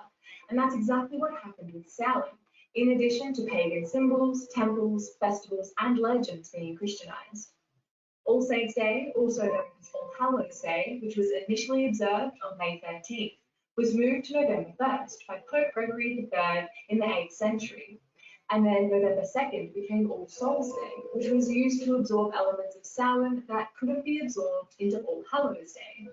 By the 15th century, writings on what had become the widespread celebration of All Saints' Day show it was beginning to resemble Halloween as we know it today. And Day of the Dead. And Day of the Dead. Sitting there telling me, oh, as we bring life to our dead family members and bring them food. What is up with this world? You get so much scrutiny from worshiping Christ, from worshiping the Most High and being a follower of Christ. But yet, y'all all want to celebrate the dead? What is their fascination with death? Right? From Ireland to China, Australia, UK, Africa, Saudi, America, South America. What is the fascination with death? Why? The Christianization of Samhain follows the same pattern as other ancient observances of combining pagan myths and figures with biblical characters and themes, exemplified in the tale of the rape of the Druidess by the sons of a well-known biblical villain. The story of the Druidess the hill of Clacton was named after comes from the Christian era, which relates how the Druidess Clacta was raped by the three sons of Simon Magus, and then gave birth to triplets and died on the hill that bears her name. Now, Simon Magus is in the book of Acts. Hey, I have the book of homilies. I've had it for years. All I'm going to say is this. High sorcerer, and in a nutshell, right? Just take the book of Acts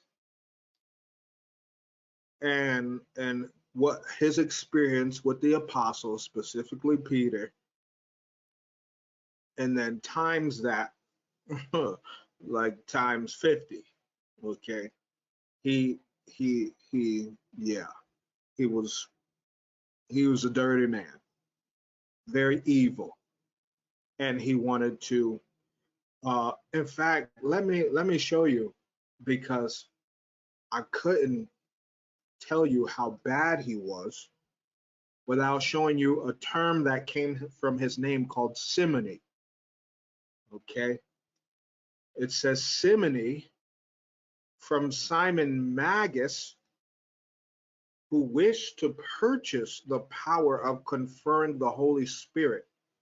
The crime of buying or selling ecclesiastical preferment, or the corrupt presentation of anyone to an ecclesiastical benefice of money or reward.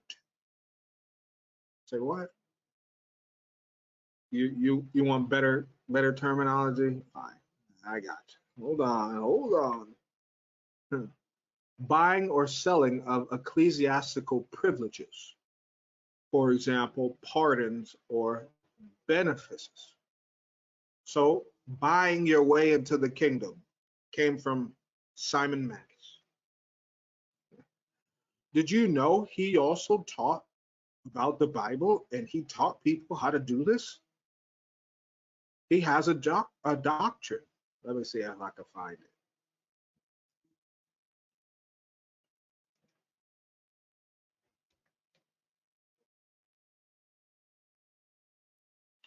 See, simony is the act of selling church offices and roles or sacred things, aka 501c3. Okay. Why do I say it's the act of selling church offices? Because you literally have to, like the government is selling money of tax-free exemption to people who saying that they are of the Most High. They just can't do certain things, right? Bingo. It says, who describing the acts of apostles as offered to disciples of Yeshua payment in exchange for their empowering him to impart the power of the Holy Spirit to anyone who would place his hands, who he would place his hands. So how did Simon Magus get this idea? He saw that Peter was laying hands on people and releasing spirits and different things of that nature. Placing hands is going to be extremely important coming in the future, as the Most High saying the waters will be of no value, right? The waters will be poisoned, the waters will dry up. What other ways would you get into the kingdom?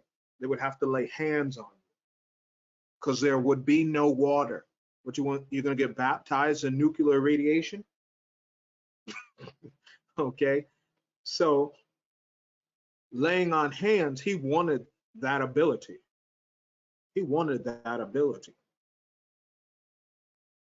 Let me see something real quick.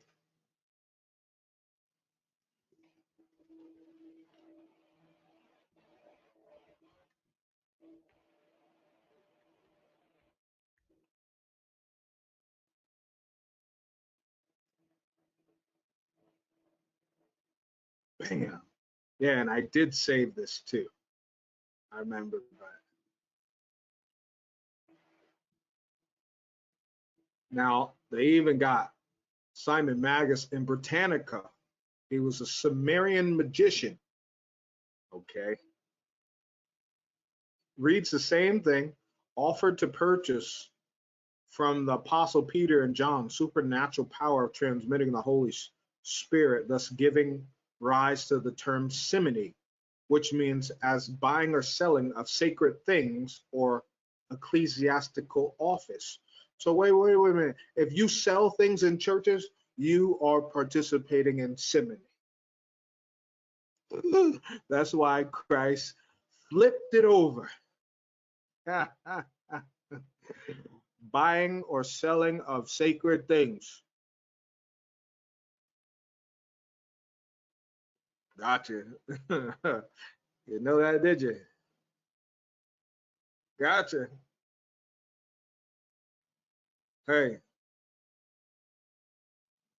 one of the reasons why I focus and going so deep is because how can we survive in this world with so much wickedness without understanding what is against us, right? You simply cannot read the Bible just as a book of words.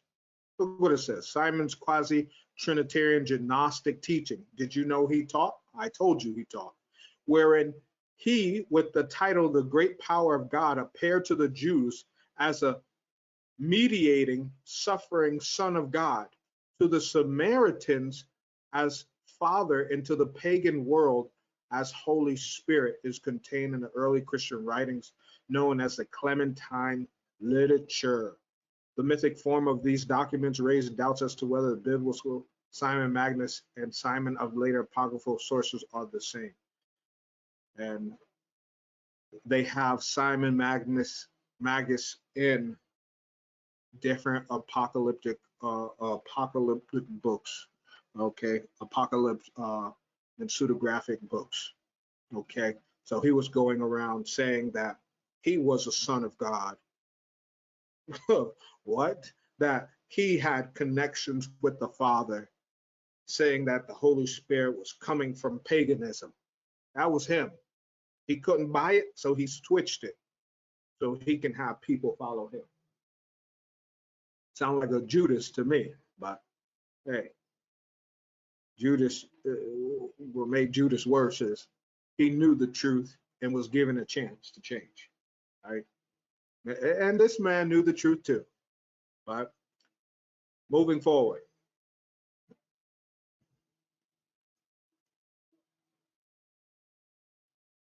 It's the biblical villain Simon Magus who tried to buy his way into God's grace according to the book of Acts that dates this legend to the Christian era, and it's believed the original myth was Christianized after St. Patrick came to Ireland.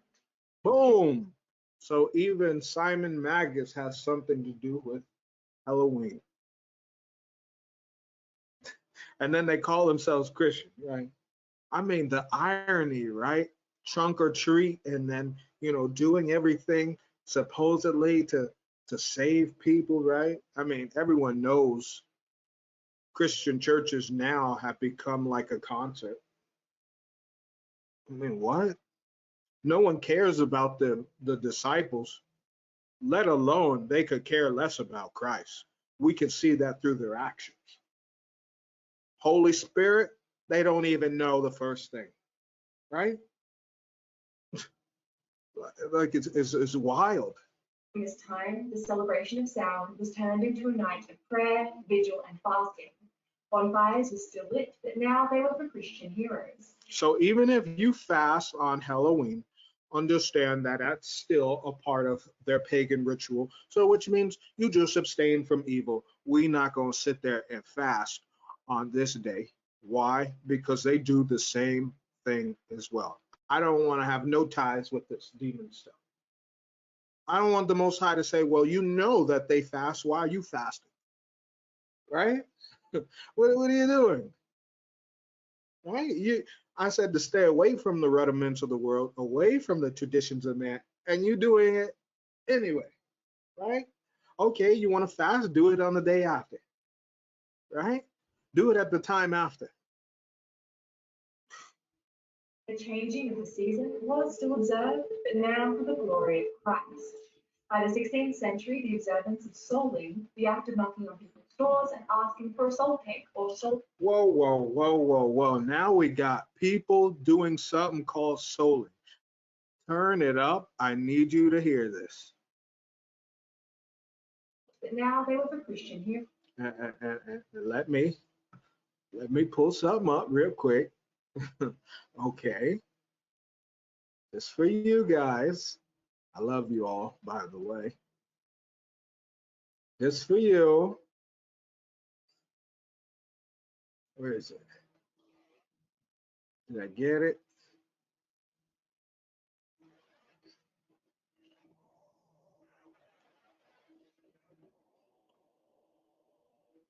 No, I didn't get it, but I did get geezer. Yeah, remember when they used to say someone is a geezer, like an old geezer? Geezer means what? Check this out. Geezer is a disguise. Okay. Geezer is someone who went around in a disguise, someone wearing as a masquerade part of a performance, a murmur, like a mime, which together of a guise, which together with disguise goes back ultimately prehistoric. Guise, disguise, guise, and wise. Okay. One moment. Thank you for your patience and that brief pause, brothers and sisters. All right, getting right into it. So I want you to keep in mind this term guys when they're talking about souling, okay? So listen to this, turn this up, check this out. And the changing of the season was still observed, but now for the glory of Christ. By the 16th century, the observance of souling, the act of knocking on people's doors and asking for a soul cake or soul. So the act of knocking on people's doors and asking for something is called souling. How demonic is that? Right? It's as if you're giving up a piece of your soul just by knocking and asking for something. The act of knocking on people's doors and asking for a soul cake or soul mass cake in return for a prayer was an integral part of All Hallows Day. The evening before All Hallows Day, All Hallows Evening, eventually became known as Halloween.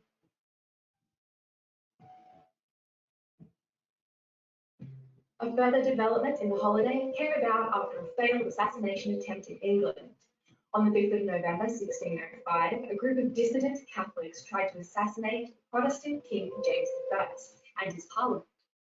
This attempt is known as the Gunpowder Plot, which ultimately failed, and one of the men, Guy Fawkes, was caught with the explosives, and so his name was attached to the observance.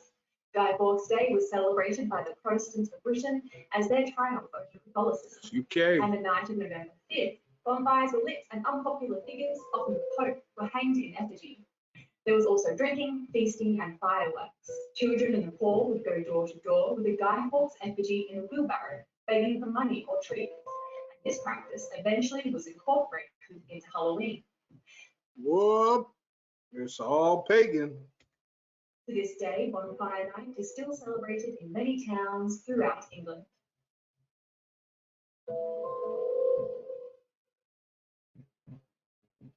The 19th century famine in Ireland, which caused the movement of many Irish to America, meant that the traditions and beliefs associated with All Hallows Day, including the jack-o'-lantern, arrived with them.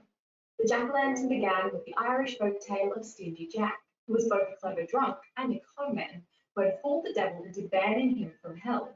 But because of his life of sin, he couldn't go to heaven. Ha ha ha. So they celebrating a man who tricked the devil to say that he couldn't go to hell, but because they lived in so much sin, they couldn't go to heaven either. What kind of stupidness? I mean, that's what you submitting your soul to. So you saying you're not good or bad, you're calling evil good and good evil, but then you're saying you don't even care what happens. I mean, that sounds like the world, right? Died, he was condemned to walk between heaven and hell, constantly wandering the land. Look, that's the original lantern. Which had a red hot ember from hell inside it to light his way as he traveled around the world, still looking to con unsuspecting people. So when they put the candle or the light inside of the pumpkin, okay, it's not to make it look scary. It is supposed to symbolize the fire of hell. Let's run it back one more time. One more time.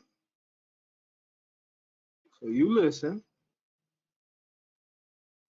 His way as he traveled around the world, still looking to con unsuspecting people.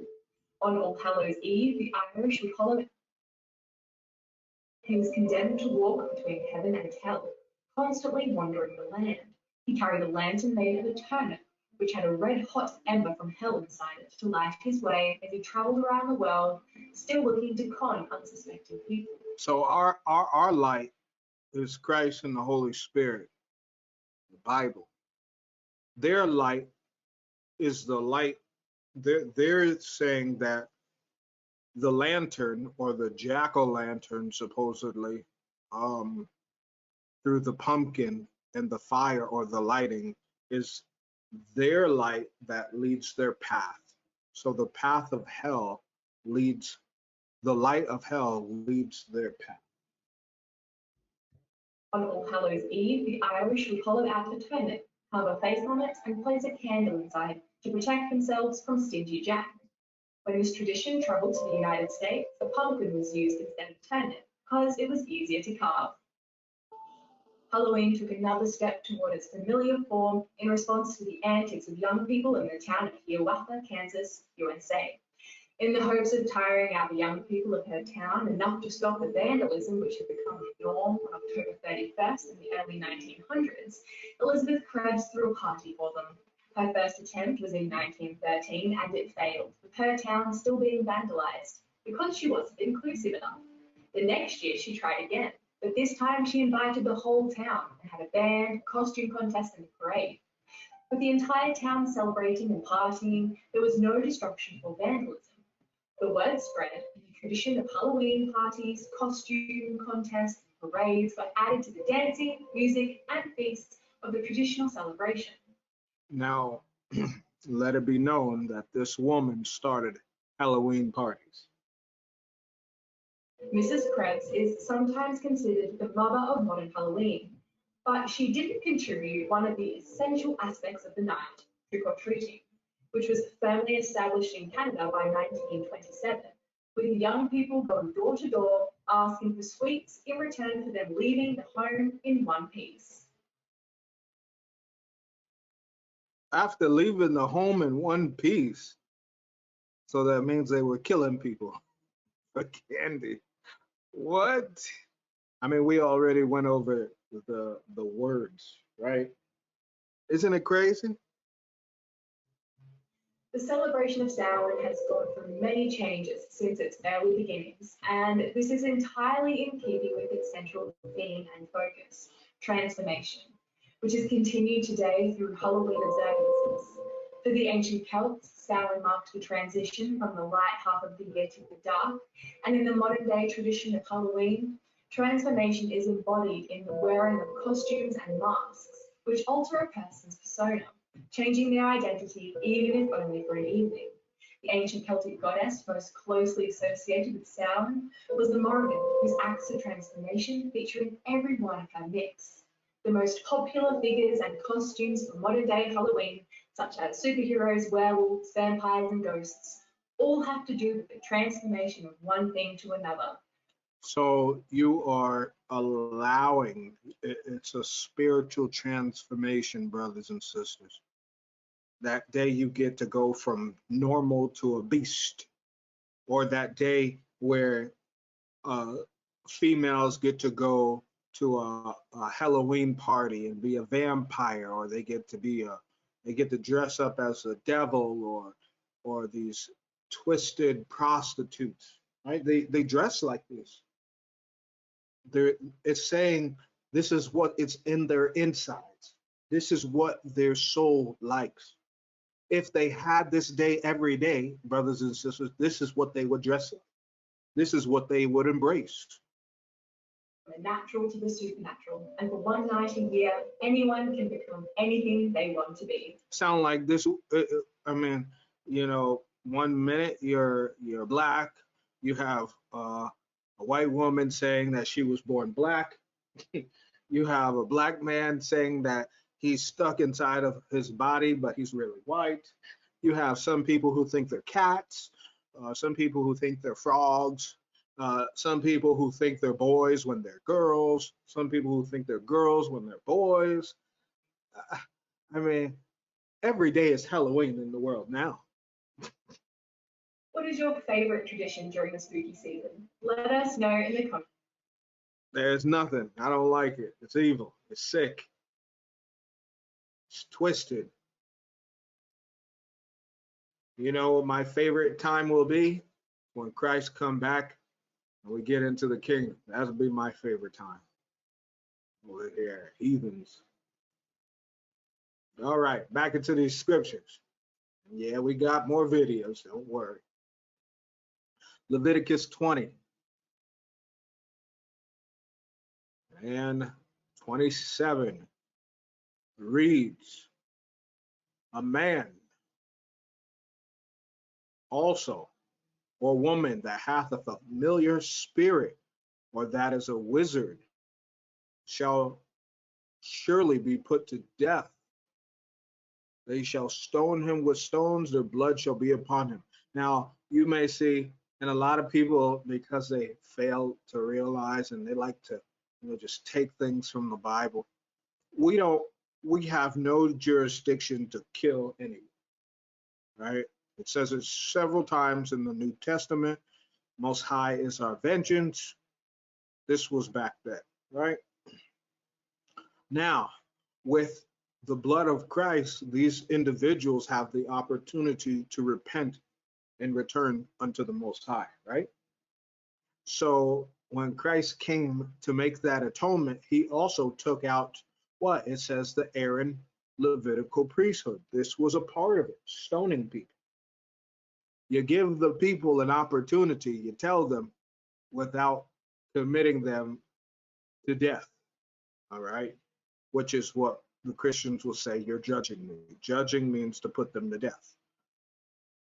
Now, here in verse 26, it says, and ye shall be holy unto me, for I, the Lord, am holy, and have severed you from other people, that ye should be mine.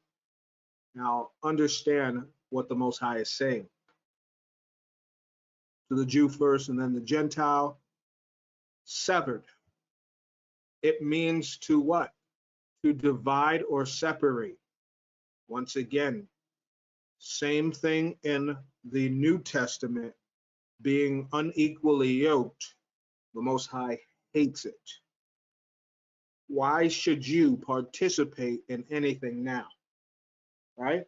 So no one's killing anyone, but rather you're severing yourself from these practices and from people that you know willingly deal with these familiar spirits or wizards, witches, and so forth, right?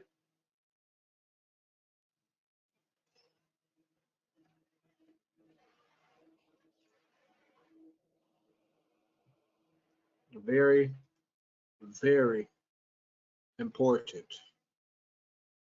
Very, very important. See that familiar spirit, a ventriloquist, a necromancer. Now, I looked this up too. Did you know? Let me just pull it up. we going in all the way.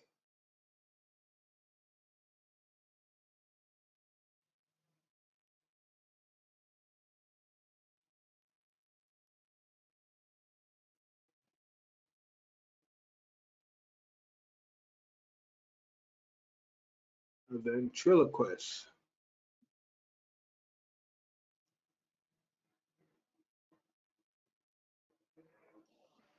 Ventriloquism. Let me see. Something I'm looking for. It says originally ventriloquism was a religious practice. Say what? Okay, you know that dummy that they be having, and oh, you can speak and no, that's sorcery. I want you to understand that's sorcery. Look, they even have different ways of ventriloquism. I'll get back to that. It says the name comes from Latin to speak from the stomach. The Greeks called this gastromancy. Oh my goodness. Let's do it. Let's do it.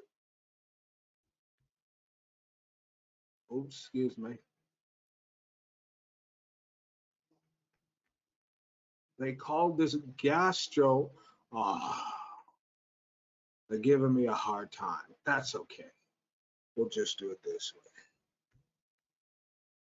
Gastromancy, divination or prophecy, by using stomach sounds to represent the voices of the dead. So yeah, the doll is considered dead. It has no life. When you're speaking through it, you are a sorcerer. I mean, they do it on all the shows, right? They got all the magic shows and stuff. They just introduce in society to witchcraft all over.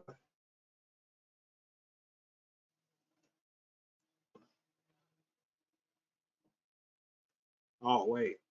It says types of witchcraft. Look at all these, okay? And they got all different ventriloquists. Brothers and sisters, I mean, goodness, right? Remember they used to bring these ventriloquists. I don't know about in like in Europe, but I know in the U.S. they used to bring ventriloquists and people to do trance and stuff like that. Put people to like they. This is why the Most High said, keep them out of these schools. Because Paul said, had I not known the law, I would not have committed sin. Had I not known what this was, I would have had no interest. And when I had no interest, I wouldn't have dived in it and looked, right? There's a way of teaching people to serve the Most High without teaching them the worst parts of the law, right? But what are we doing here? We're informing brothers and sisters what? Of the evils so that you don't get sucked into this, okay?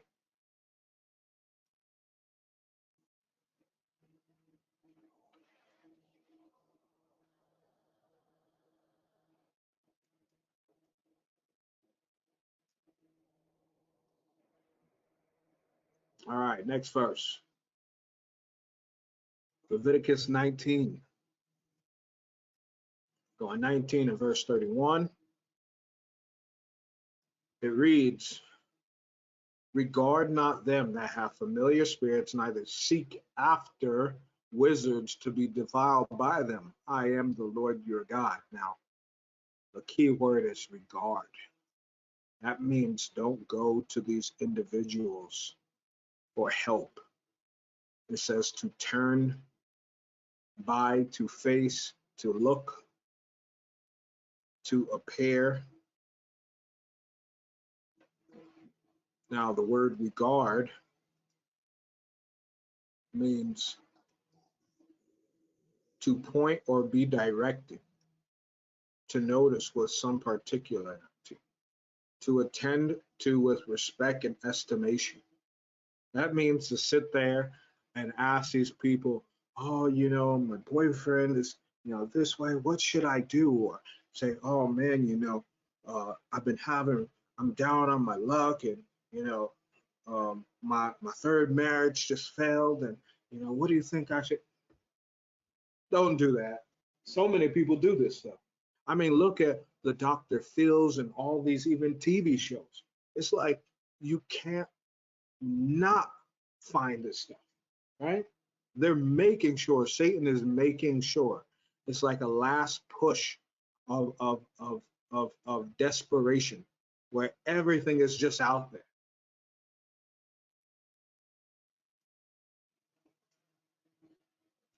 Deuteronomy 18.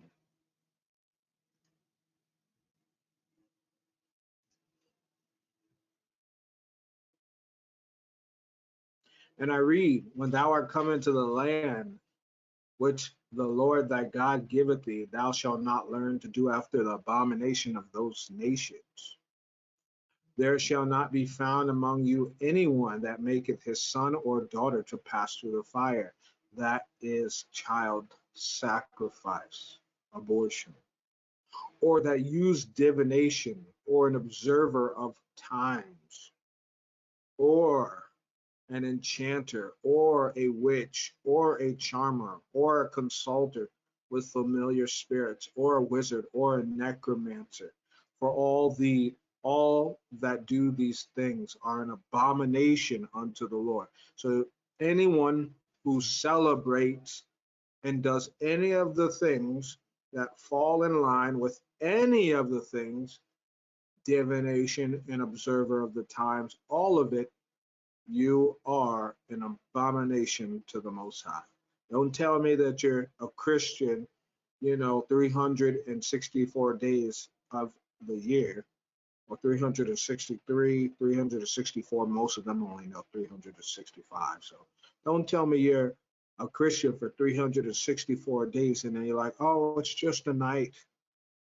It's just one day. It won't hurt. Yeah, okay.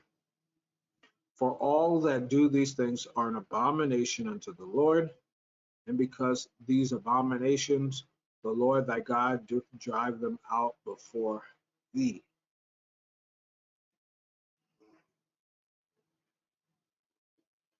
Now, understand that when the Most High calls something an abomination, it's disgusting. So that creation, that person who does these things are disgusting to the Most High. Now, next says an abhorrence like the Most High hates, especially idolatry. Now, abhorrence has to do with idolatry. It says idolatry is of two kinds: the worship of images, statues, pictures, and other things made by hands, in the worship of heavenly bodies, the sun, the moon, the stars, and of demons, angels, men, or animals. It says an excessive attachment or veneration for anything or that which borders adoration. I would say these people have an excessive attachment to Helloween, right? They can't not stop doing this. Therefore, they are heavily intertwined with idolatry. Okay.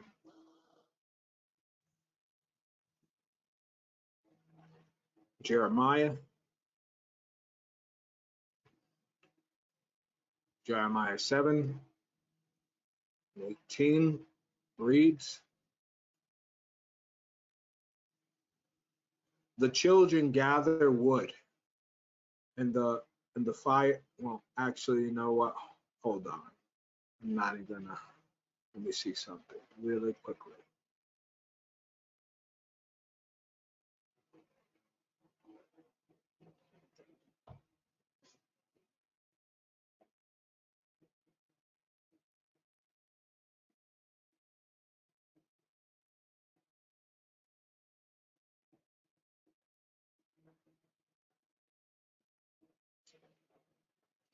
Right. So, what I'm gonna do, brothers and sisters, I'm gonna stop this here. Okay. I'm gonna stop this here because I don't want to go over our time. And two, there's so much more. Okay. This is uh this is the longest portion for the most part in regards to scriptures. And the third portion will be a bit shorter, but we're gonna finish this one and then we're gonna go into the second part. I mean the third part. So I'm gonna stop right here because we have a few more videos and I want to just make sure I don't want to read off into this time, okay, or read off and then cut it off when this next portion, brothers and sisters, from Jeremiah 7 on down is all about the making of the cakes, the gathering of the wood, the kindling of the fire, everything that we read, everything that was in those videos that we saw is in the Bible. And Ecclesiastes tells us 1 and 9 and 10, as it was then, so it is today. With that being said, brothers and sisters, I love you all. I hope you learn a lot, and it's not over. Love you all. Shabbat shalom.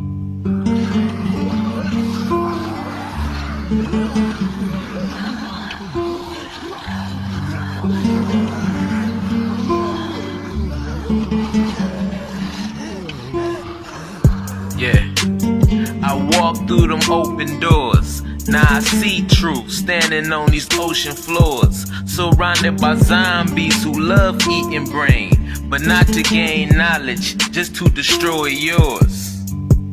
They evolved from just moaning. They the same people that you greet up in the morning, glued to their phone, eyes red and they foam, and they hunt you when you down. They can smell your stress fluid. The spirit never make decisions, they just let their flesh do it. I walk in the spirit, where you go I can't come. It sound gruesome, even to a zombie, if you listen to the sound. How Romans 8:1. It's not just a phase with me. I'm a witness to what sin do. So I keep that blade with me, just in case I'm on the menu. Surrounded by zombies, spiritual zombies. Surrounded by zombies.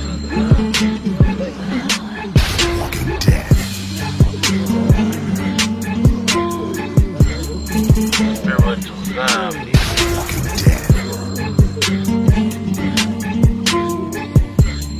Yeah, spiritual zombies.